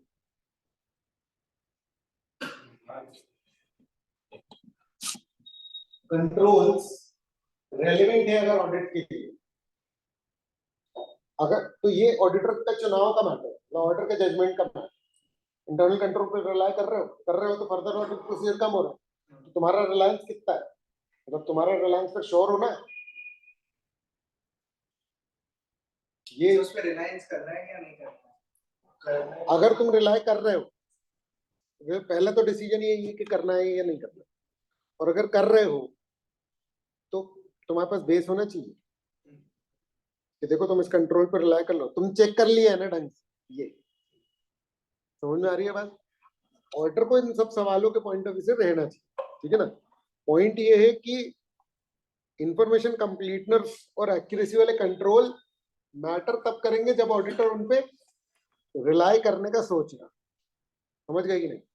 दूसरा, अच्छा जैसे एग्जांपल देखो, रेवेन्यू ऑडिट मतलब सेल्स है ना। अब अगर स्टैंडर्ड प्राइसेस को लेकर के ऑडिटर जो है वो चेक कर रहा है, ठीक है, तो प्राइस की एक्यूरेसी, स्टैंडर्ड प्राइसेस मतलब कि एंटिटी स्टैंडर्ड प्राइसिंग यूज करती है, जैसे कि मारुति स्टैंडर्ड प्राइसिंग यूज करेगी, रोल्स रॉयस प्रीमियम प्राइसेस नहीं रे, अबे स्टैंडर्ड मतलब कि सेम प्राइस हर किसी से, लेकिन रोल्स रॉयस की हर कार डिफरेंट प्राइस में बिकेगी, समझ में आ रही है ना ये बात। तो स्टैंडर्ड प्राइसेस पे जब आप रिलाय कर रहे हो तो आपने स्टैंडर्ड प्राइसेस को चेक कर लिया है कि नहीं। रोल्स रॉयस में तो मैं हाँ वो नहीं, तो मैं अगर रोल्स रॉयस की चेकिंग कर रहा हूँ तो मेरे पास कंट्रोल है ही नहीं ना, प्राइसिंग का कंट्रोल नहीं, मैं तो हर एक का पार्ट देख लूंगा।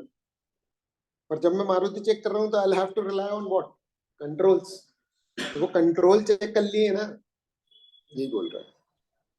जब आप स्टैंडर्ड प्राइसेस के बेसिस पे कर रहे हो तो प्राइस की एक्यूरेसी और कितनी गाड़ी बिकी उसका डेटा वो क्रूशल होना चाहिए, क्योंकि उसी को तो मल्टीप्लाई करके मैंने सेल्स का फिगर अराइव किया है कि हाँ भाई ये सही है,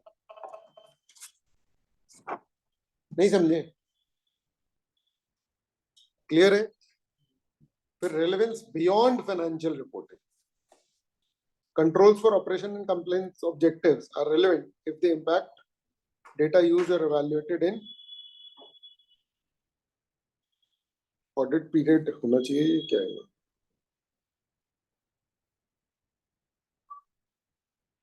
ये शायद पूरा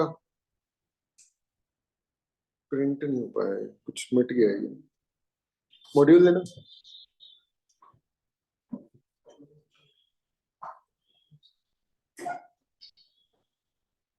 तो क्या बोल रहा है, फाइनेंशियल रिपोर्टिंग के आगे भी उसकी रेलेवेंस हम देख सकते हैं, अगर controls for operation and compliance objective are relevant if they impact data used और इवैल्यूएटेड इन ऑडिट प्रोसीजर।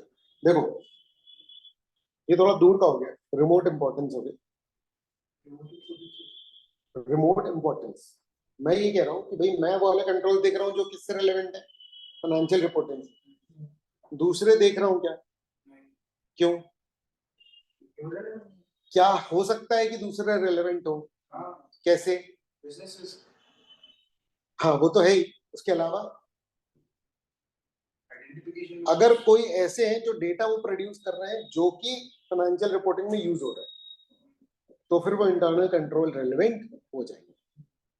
जैसे कि स्टॉक रिसीव हो रहा है या नहीं हो रहा है, ये फाइनेंशियल रिपोर्टिंग का कंट्रोल नहीं है, पर ऑडिटर के लिए इंपॉर्टेंट है क्योंकि एग्जिस्टेंस में मदद करेगा, नहीं समझे, क्लियर। हाँ मतलब ऐसे भी बोल सकते हो, लेकिन वर्ड्स यही यूज करो। इतना नॉलेज उस चेक करने वाले को भी नहीं होगा, ये पक्का समझ लो। मेनली वो चेक करने वाला है स्टैंडर्ड आंसर से, आपको शब्द वही दे दे रहा हूं इसके थ्रू में। इससे क्या होगा कि आपका आंसर स्टैंडर्ड आंसर के नजदीक रहेगा, मॉड्यूल से बाहर नहीं जाएगा, समझ में आ रहा है। पहले मॉड्यूल तक ही जाना बहुत बड़ी बात हो जाती थी ना, क्लियर है। चलो हाँ, एमसीक्यूज बताओ, जल्दी बताओ। When are controls over completeness and accuracy relevant in the audit? When information is used in further procedures, ठीक है ना। सेकंड वाले का, in auditing with standard prices, what is crucial for the auditor? D. Both B and C. क्यों? अब भी पढ़ा हुआ है। ठीक है। थर्ड,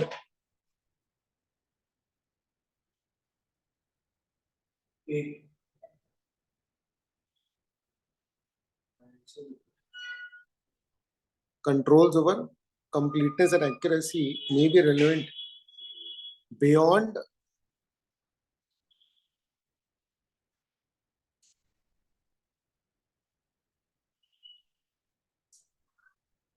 इसमें ऑपरेशंस दिया हुआ है।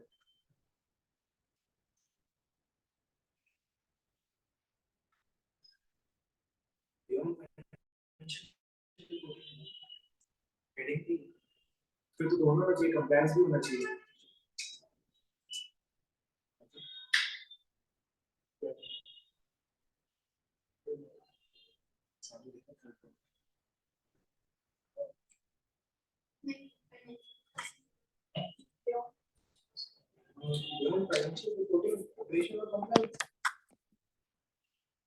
इसका फाइनेंशियल होना चाहिए, ये गलत हो गया है।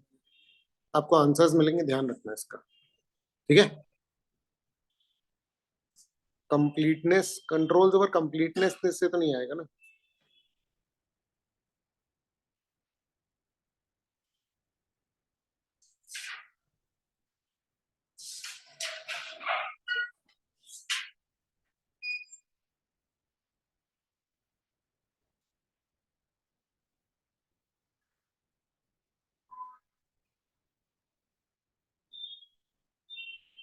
ठीक है, चलो फालतू का कठिन बने, चलो ठीक है। फोर्थ वाला देखो, what are the what are controls over operations relevant? Why are controls over operations? अरे ये देखो ना, जब बियॉन्ड नहीं तो why are controls over operations relevant to the audit? B, to impact audit procedures, ठीक है। फिर फिफ्थ वाला, when do controls over completeness become crucial for an auditor? ठीक है, चलो अब information control over safeguarding assets, ठीक है। तो असेट सेफगार्ड करने वाले इंटरनल कंट्रोल, इसका तो अपन ने एग्जांपल भी डिस्कस कर लिया। सिक्योरिटी गार्ड इसका तो क्लियर एग्जांपल है, ठीक है ना। चलो, तो इसमें है अनऑथराइज्ड एक्विजिशन, मतलब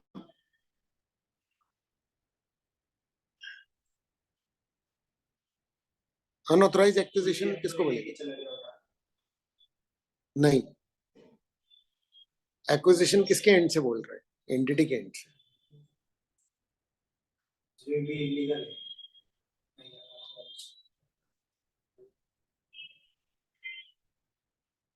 इसमें वो भी आएगा कि किसी के पास अथॉरिटी नहीं है, खरीद लिया। यूज मतलब घर ले गया। डिस्पोजिशन मतलब बेच दिया। आ रहा है समझ में? एक्विजिशन, यूज, डिस्पोजिशन, तीनों आ गए किसमें? Asset safeguarding. क्लियर है?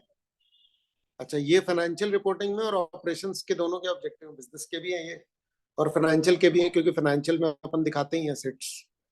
क्लियर है? ये हमने बात की किसकी? Scope of internal control. इस वाले मैटर पे स्कोप क्या है इंटरनल कंट्रोल का। दूसरा, ऑर्डर का कंसिडरेशन यहां पर लिमिटेड है किस पर? फाइनेंशियल रिपोर्टिंग पर। जब असेट चेक कर रहे हैं तो एंटिटी हो सकता है चाहे कि अरे यार दो चार चीजें और चेक कर लो, हमको नहीं करना, हमको सिर्फ अपने फाइनेंशियल ऑब्जेक्टिव से मतलब है। शेड्यूल 2 जो है और उसमें जितना लिखा हुआ है किसको लेकर के?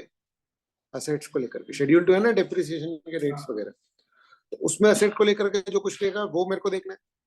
शेड्यूल 3 की फाइनेंशियल रिपोर्टिंग को लेकर के क्या है, अकाउंटिंग स्टैंडर्ड क्या बोलते हैं, इतना मेरे लिए रेलिवेंट है।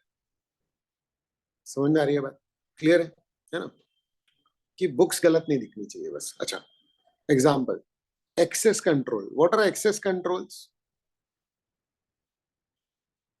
किस किस को एक्सेस मिला हुआ है। एक्सेस मतलब एंट्री, ठीक है। ऑर्गेनाइजेशन में हर जगह हर किसी को एंट्री अलाउड नहीं होती, समझ में आ रहा है। तो जितने लोगों को एक्सेस है उन जगहों का जहां पर की एसेट्स हैं, एसेट्स छोटे मोटे भी हो सकते हैं यार, कोई हीरे जवाहरात वाली कंपनी में एक्सेस कंट्रोल कैसे, समझ में आ रही है बात। और कोई बड़े जो बड़े पार्ट्स बना रहे हैं इंजन पंखा या इन सब में, वहां पर एक्सेस कंट्रोल क्या, समझ में आ रहा है ना। एक्सेस कंट्रोल ऑनलाइन भी हो सकते हैं। आप अगर मान लो कि क्या कर रहे हो,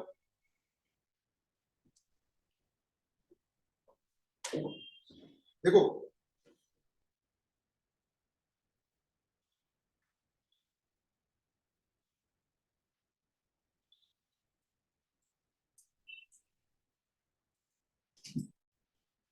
देखो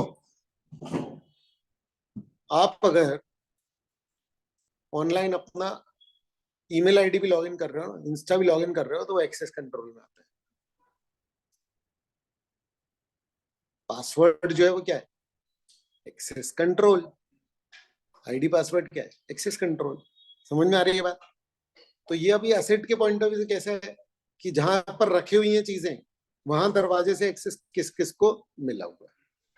अरे समझ, उससे आप ये कर सकते हो कि सिर्फ ऑथराइज पर्सन को एंट्री मिले, तो क्या होगा, एसेट सेफ गार्ड रहेंगे। समझ गए, है ना। तो access controls limiting data in program access for cash disbursement are relevant to financial audits. Clear है। फिर operations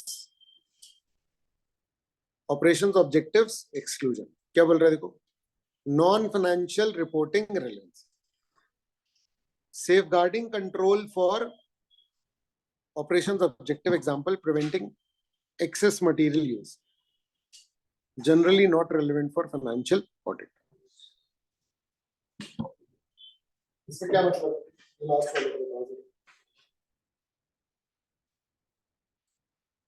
फाइनेंशियल रिपोर्टिंग से रेलेवेंट नहीं है, जो भी कंट्रोल है।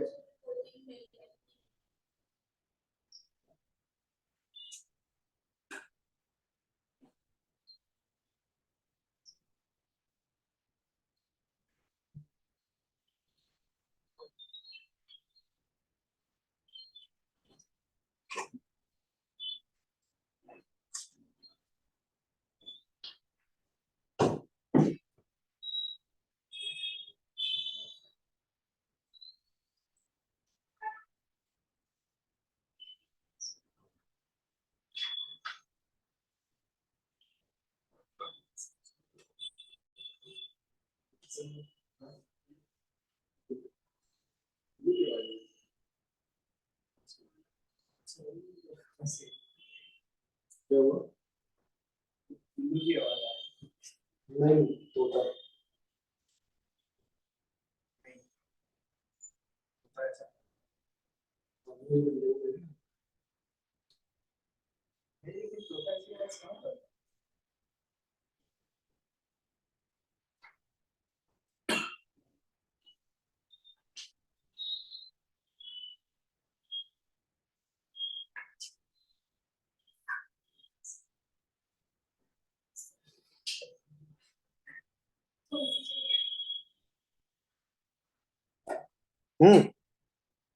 ये बताओ non financial reporting relevance, not relevant to auditors point of view. Operations के ऑब्जेक्टिव्स में एक्सक्लूड कर। अब ध्यान समझना, ये जो एंटिटी है ये क्या कर रही थी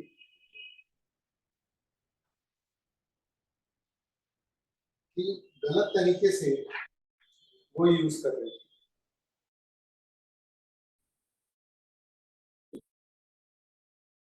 मटेरियल ज्यादा यूज कर रहे थे। मान लो कि 1 किलो मटेरियल में जो काम करता है उसके लिए कितने यूज कर रहे थे, 10 किलो या 2 किलो। अब बताओ उसके लिए जो कंट्रोल्स लगाए हैं वो अपने यूज के नहीं, ऑडिटर भी यूज के नहीं। क्यों, उससे कोई फाइनेंशियल स्टेटमेंट तो फर्क नहीं। बहुत इनडायरेक्ट फर्क पड़ेगा। ऑडिटर को उससे लेना देना जो है वो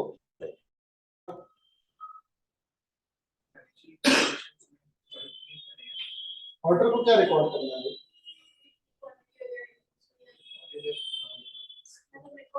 नहीं ऑर्डर को क्या चेक करना है?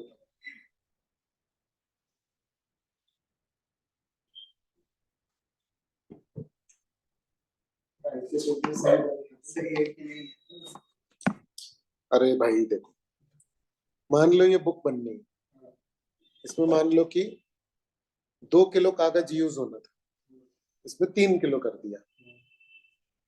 फाइनेंशियल ऑडिटर के लिए ये रेलेवेंट क्यों नहीं है? उसको क्या करना, जितना उसको तो अपने ये देखना सही है कि गलत है, फैक्ट चेक करना है। वो ये देखिए 3 किलो लगा है, 3 किलो रिकॉर्ड हुआ है। एग्जैक्टली ये लाइन, वो ये देखेगा कि 3 किलो लगा है तो 3 ही किलो दिख रहा है, क्योंकि ये मैटर फिर बिजनेस एफिशिएंसी का हो। मैं यहाँ पर ये तुम्हें सजेस्ट करने नहीं आया हूँ कि तुम बिजनेस कितने अच्छे से करो, मैं ये देखने आया हूँ कि जो भी तुम दिखा रहे हो सही दिखा रहे हो भैया। ये बात मैं अलग से उस पर इंप्रेशन झाड़ने के लिए कर सकता हूँ, ताकि मेरे को और काम मिल जाए उस एंटिटी से। समझ में आ रही है बात? क्लियर है? ऐसा होता है ये, ठीक है। तो ये वही बोल रहा है कि एक्सक्लूड कर दो ऑपरेशन वाले ऑर्डर, ठीक है ना। सेफगार्डिंग कंट्रोल्स जो है, जैसे कि एक्सेसिव मटेरियल, ये जनरली फाइनेंशियल ऑडिट के लिए रेलेवेंट नहीं होता। इंटरनल ऑडिट के लिए ये रेलेवेंट हो सकता है, बाकी के लिए नहीं, ठीक है। चलो ये वाला बताओ।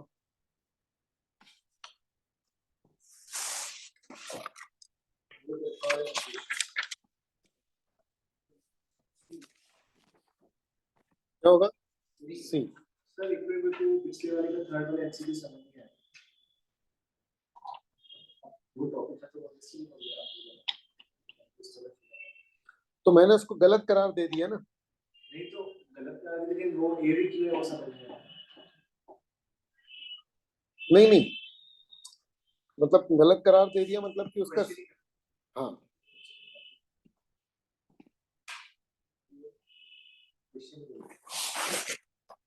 मतलब क्योंकि उसको मतलब होगा वो सही, लेकिन उसको एनालाइज करना नहीं जा रहा है, मतलब वो ऐसे ही बनाए तो हम एक आध क्वेश्चन छोड़ भी सकते हैं, कोई दिक्कत की बात नहीं। ये कोई वो स्टडी मैट एमटीपी का नहीं है, समझ में आ रहा है? ये इसके वर्ड से ऐसे ही बना है। क्लियर है? ठीक है ना।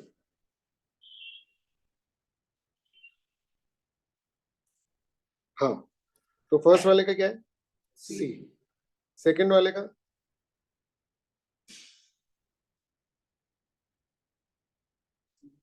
सी। सी, ठीक है। थर्ड वाले का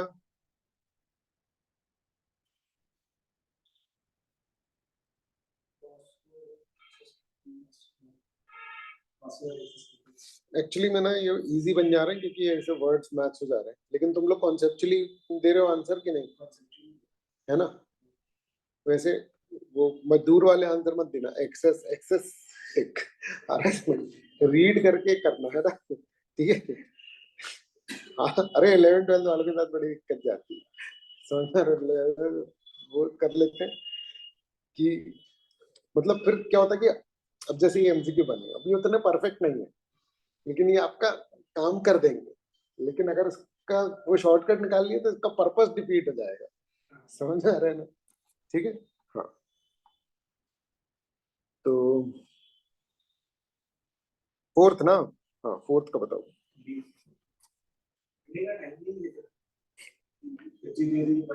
पढ़ लो पढ़ लो।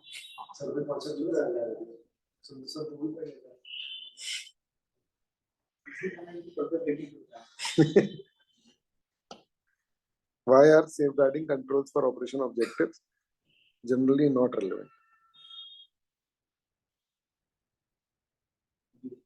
B, ठीक है। ऑर्डर के कंसिडरेशन का स्कोप ही जो है वो लिमिटेड होता है। Fifth, internal control, what is the primary concern जब हम सेफगार्ड चेक कर रहे हैं?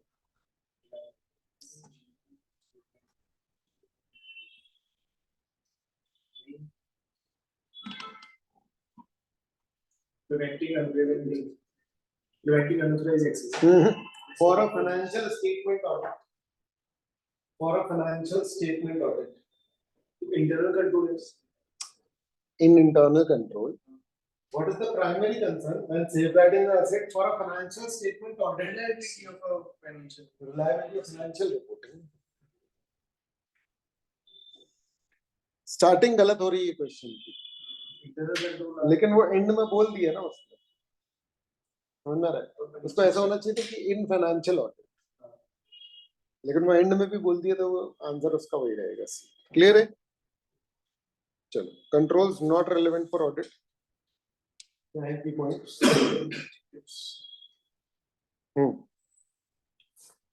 तो इररेलेवेंट ऑब्जेक्टिव्स सबसे ज्यादा इसी में प्रॉब्लम होती है, क्योंकि फोकस नहीं कर पाते, समझ रहे? ठीक है, क्या होता है? हाँ? नहीं, डिस्ट्रैक्टिंग एलिमेंट्स नहीं। जब आप चेक कर रहे हो तो ऑब्जेक्टिव फाइनेंशियल रिपोर्टिंग ना होकर के कुछ भी चलने लगता है। मैं अपनी प्रॉब्लम बता रहा हूँ पर्सनल। हाँ, मैं आप समझ रहे हैं, मतलब अभी भी इसमें प्रॉब्लम होती है। नहीं, समझ गए ना कि भाई मैं पता चला फ्रॉड ही ढूंढने निकल पड़ा, जबकि उसमें सच फ्रॉड रिस्क है भी नहीं। डिस्ट्रैक्टिंग एलिमेंट मेरा दिमाग है ना, पर्सनल बायसेस पे चला जा रहा हूँ ना मैं। डिस्ट्रैक्टिंग एलिमेंट्स एनवायरनमेंट में कहाँ है? नहीं है, मतलब हर कोई नहीं कर रहा ना, ये मैं ही कर रहा हूँ बस, समझ गए ना?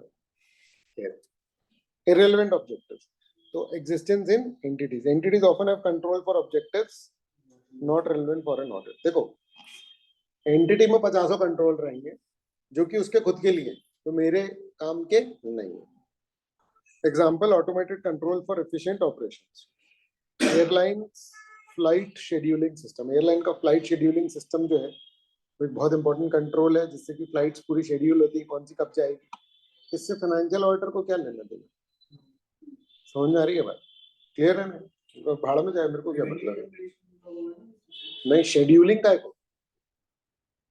शेड्यूलिंग कैसे? अरे वो टाइमिंग सही कर रहा है ना। नहीं तो ये बोला रेवेन्यू जनरेशन का, बोला हम उसको रेवेन्यू से सुधरवा रहा है, जितना से रेवेन्यू की अपन नहीं, ये रेवेन्यू के लिए कैसे ठीक है? अरे मैं क्या बोल रहा हूँ, ये बोले कि रेवेन्यू जनरेशन में दिक्कत आएगी, तो अपन उसको बहुत थोड़ा सुधार रहा है। रेवेन्यू जनरेशन में दिक्कत आएगी ना, तो क्या दिक्कत है? मेरे को क्या मतलब तुमको लॉस होगा? तो मैं तो ये जानना चाहता हूँ कि जितना कर रहे हो वही दिखा रहे हो या नहीं। क्या इससे गलत होने के चांसेस हैं क्या, जो दिखा रहे हो और जो हो रहा है? है ही नहीं ना। डिले होगा तो डिले रिकॉर्ड होगा। पॉइंट ये इसका तो फाइनेंशियल्स में आना भी नहीं है ना, कुछ नहीं आया समझ। ठीक है, फिर audit relevance, limited relevance, controls for non audit objective may not be relevant to the auditor.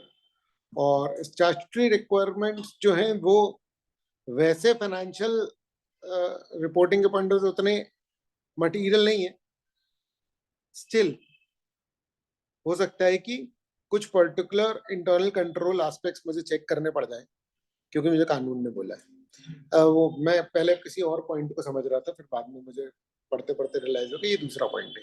ये वो पॉइंट है जिसमें कि कुछ इंटरनल कंट्रोल को चेक करने के लिए कानून में क्या करना, जैसे डायरेक्टर्स का अपॉइंटमेंट वगैरह, वो जो है ना, वो सब चेक करना पड़ता है ऑडिटर को। बाकी एक स्टैट्यूटरी लीगल रिक्वायरमेंट्स वो अलग है।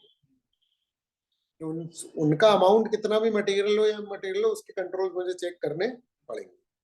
समझ गए क्या? क्लियर है?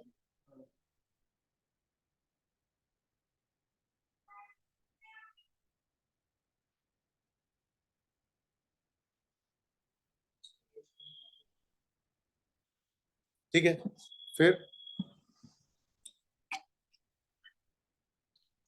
हाँ बताओ, what is the primary consideration regarding controls for objectives in an audit? ठीक है ना, आ रहा है समझ में? फिर सेकंड वाला बताओ। ठीक है ना, ऑपरेशंस के लिए जो ऑटोमेटेड कंट्रोल है वो रेलेवेंट नहीं होंगे। तीसरे, ऐसे कौन से कंट्रोल्स हैं जो ऑडिटर देखेगा, भले ही वो उसके ऑडिट से डायरेक्टली रिलेट नहीं हो रहा है? Statutory requirements. ये मीनिंग निकाल पा रहे हो ना क्वेश्चन का? फिर why may an entity have controls that are not relevant to an audit? Entity ने ऐसे कंट्रोल क्यों रखे कि ऑडिट के लिए रेलेवेंट नहीं है? उसका ऑडिट ही मकसद थोड़ी है एंटिटी का। आ रहा है समझ? ठीक है। पांचवा, ठीक है, in certain circumstances when may the auditor's review of internal control be broader and more detailed? Statutory and regulatory requirements. ठीक है, ये क्लियर है?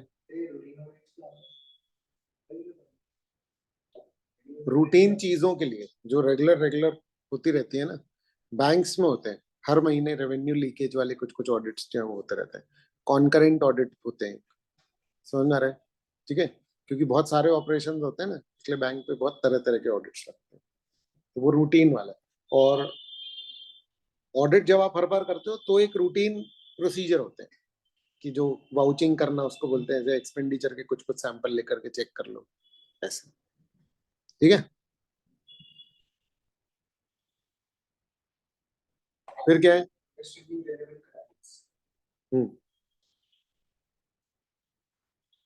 ठीक है, तो रेलेवेंट कंट्रोल्स को अंडरस्टैंड करना है। Evaluation of control design. अच्छा, अब देखो कंट्रोल को समझोगे कैसे? कंट्रोल बनता कैसे है बताओ? अच्छा, कैसे बनता होगा? हाँ मतलब ठीक है, फॉर्मल नहीं, एकदम इनफॉर्मली बताओ।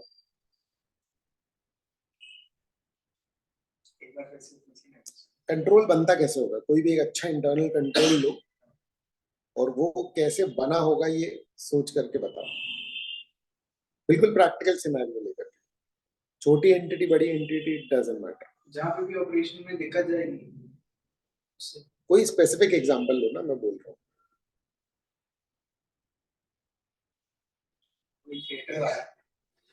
क्या? अब फिर कोई कितने लोग टिकट लेके बैठे हैं या नहीं बैठे, तो टिकट चेक करी जाएगी, सिक्योरिटी चेक। बनता कैसे होगा? कोई घुस गया होगा ऐसे, चलो मैं बताता हूँ। ये तो बहुत फॉर्मल वाले हो गए ना, ये तो हर जगह एज इट इज रहते हैं, इसके बनने का सिस्टम थोड़ी ना तुम बता सकते हो। जैसे मान लो कहीं पर ऐसा मैं देख रहा हूँ कि मेरी शॉप है, किराने की शॉप है, समझ में आ रहा है? ठीक है ना? तो अब मेरे को भाई डिस्प्ले के लिए बहुत सारी चीजें रखनी पड़ेंगी, तो मान लो कि मैंने चिप्स के पैकेट्स या नमकीन के ऐसे लटका दिए और आगे टॉफी के डब्बे रख दिए काउंटर। ठीक है, अब क्या पॉसिबिलिटी है बताओ? जो ज्यादा बिकेगा वो ज्यादा रिस्क में लगेगा। अबे रिस्क क्या है? चोरी हो सकता है ना, कोई पैकेट निकाल के ले जाए ऐसे, समझ में आ रहा है? तो उसका कंट्रोल क्या होगा? तो सीसीटीवी तो खैर डिटेक्शन वाला है, मैं प्रिवेंशन वाला कोई पूछ रहा हूँ। डिस्प्ले आउट ऑफ रीच हो, डिस्प्ले आउट ऑफ रीच हो मतलब वो लिटरली ऐसे खड़े होकर के देखेगा कि कहाँ से यहाँ से हाथ पहुंच रहा है कि नहीं, इतनी ऊपर में लटका दूं, समझ में आ रहा है कि एक नॉर्मल व्यक्ति का हाथ ना पहुंचे, खड़े होने का सेटअप थोड़ा सा ऐसे कर दूं कि बंदे को आगे बढ़ना पड़ जाए। आप समझ रहे हो कि कंट्रोल कैसे बनता है?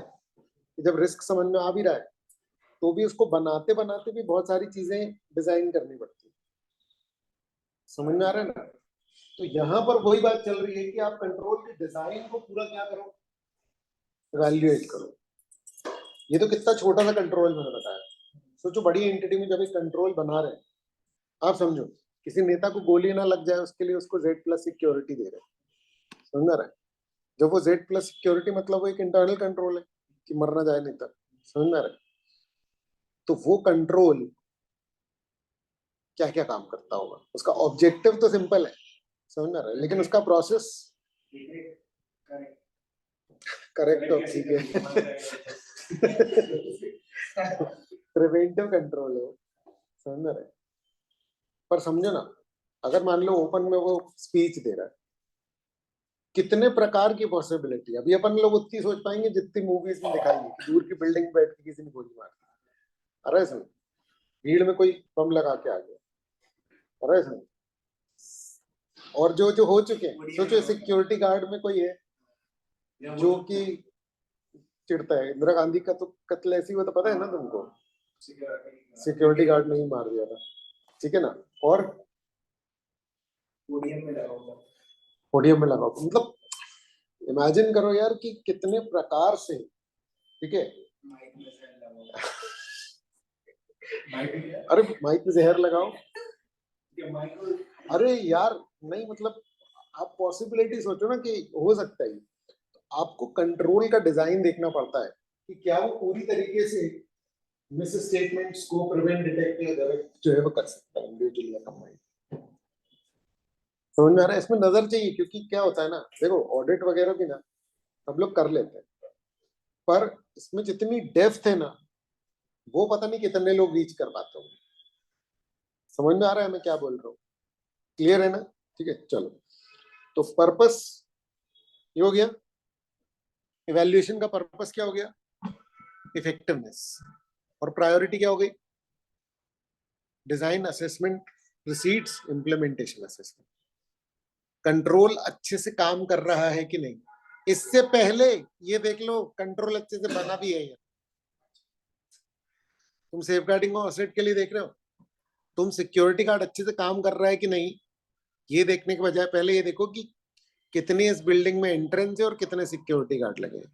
मैं दे चुका हूं आपको ये वाला एग्जांपल।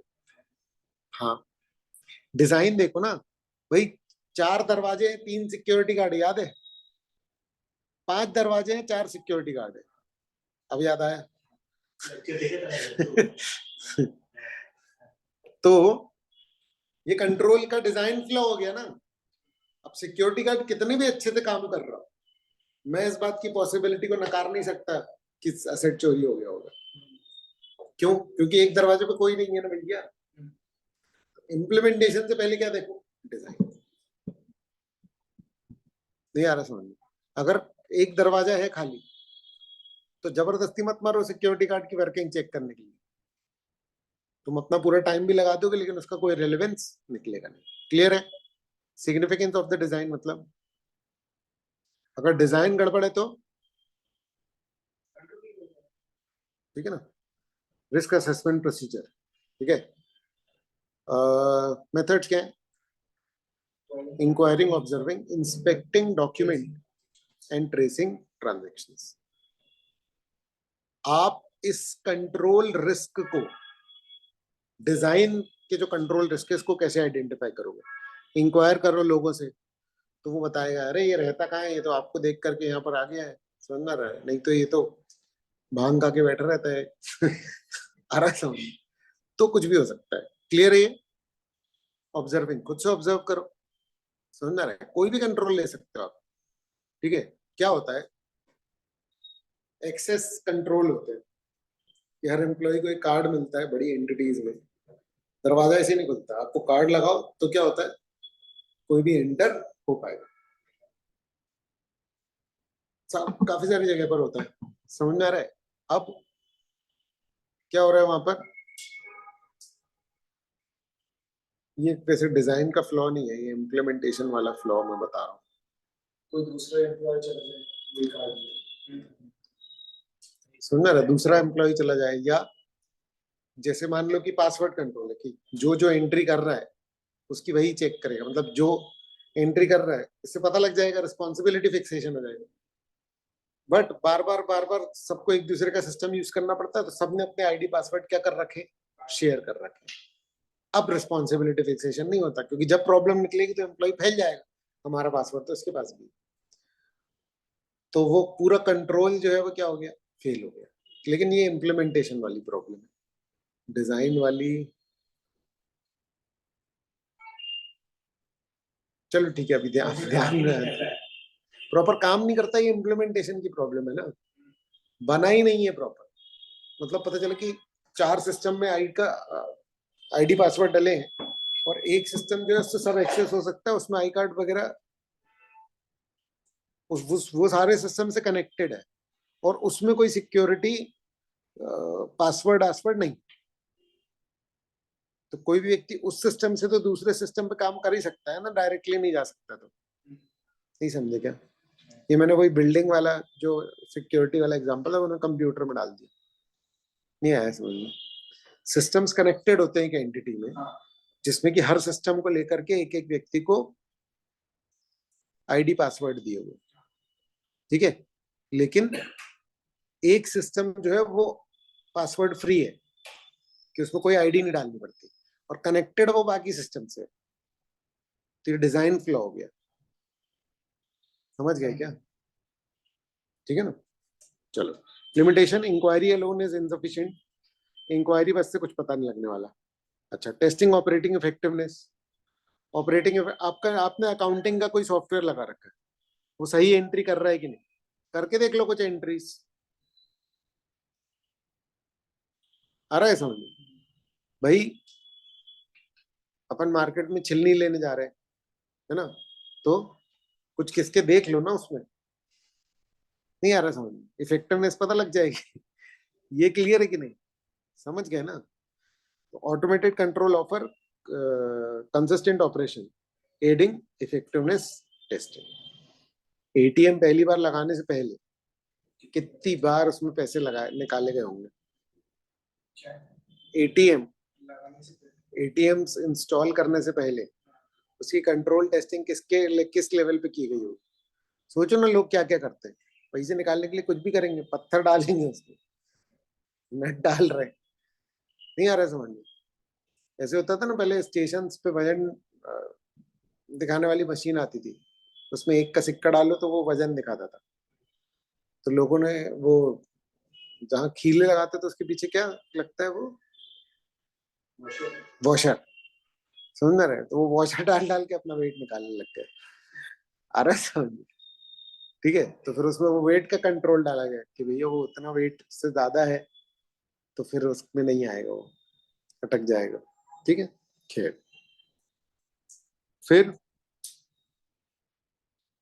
अ, ठीक है, फिर क्या है? क्या?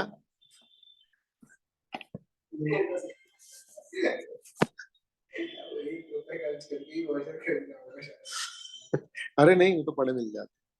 ठीक है, पहले 1 रुपए में फुल्की आ जाती थी 10। चल, नहीं, 2, 4, सॉरी, 4 फुल्की तक तो खाइए। ठीक है, 1 की 4, तो 10 की 4 मिलती। हाँ, चलो, ये बताओ।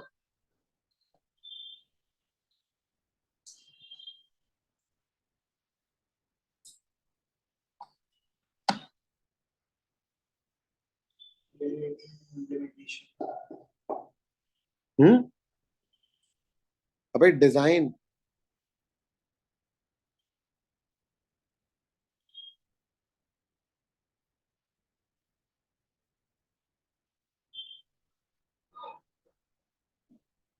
Preventing necessity. ठीक है,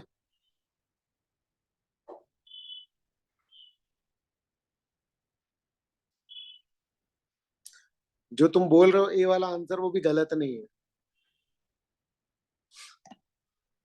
ठीक है ना, वो भी सही हो सकता है एक पर्टिकुलर पॉइंट ऑफ व्यू से। ठीक है, चलो। हाँ, दूसरा।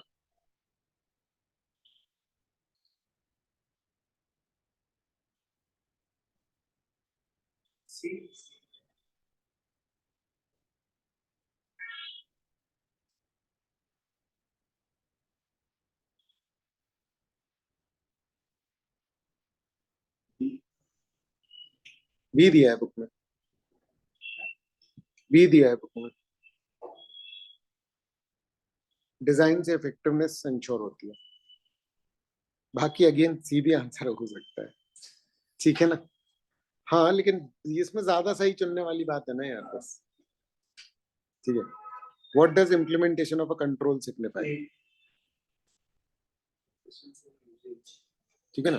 अच्छा, what might an improperly design control indicate?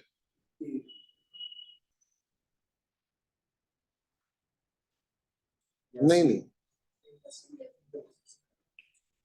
Significant difference नहीं ना, इम्प्लीमेंटेशन के, मैं तो कह रहा हूँ इम्प्लीमेंटेशन सक्सेस हो जाए, क्या डिजाइन में फेल है और इम्प्लीमेंटेशन सक्सेस हो सकता है ना, ठीक है। Inconsistent operation, consistent operation doesn't matter, सिर्फ डिजाइन ही सही नहीं है, क्लियर है। What may inquiry alone be insufficient for, why may inquiry be insufficient, बताओ। inadequate for assessment B.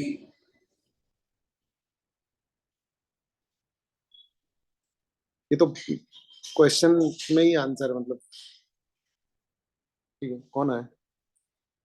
यश, चलो ठीक है, ओवर करें आज कि एक आध टॉपिक और पढ़ना है। छोटे छोटे टॉपिक्स हैं ये, लेकिन वो डिटेल हो गए तो इस कारण से तो इंटरनल कंट्रोल ही करना होगा ना। हाँ।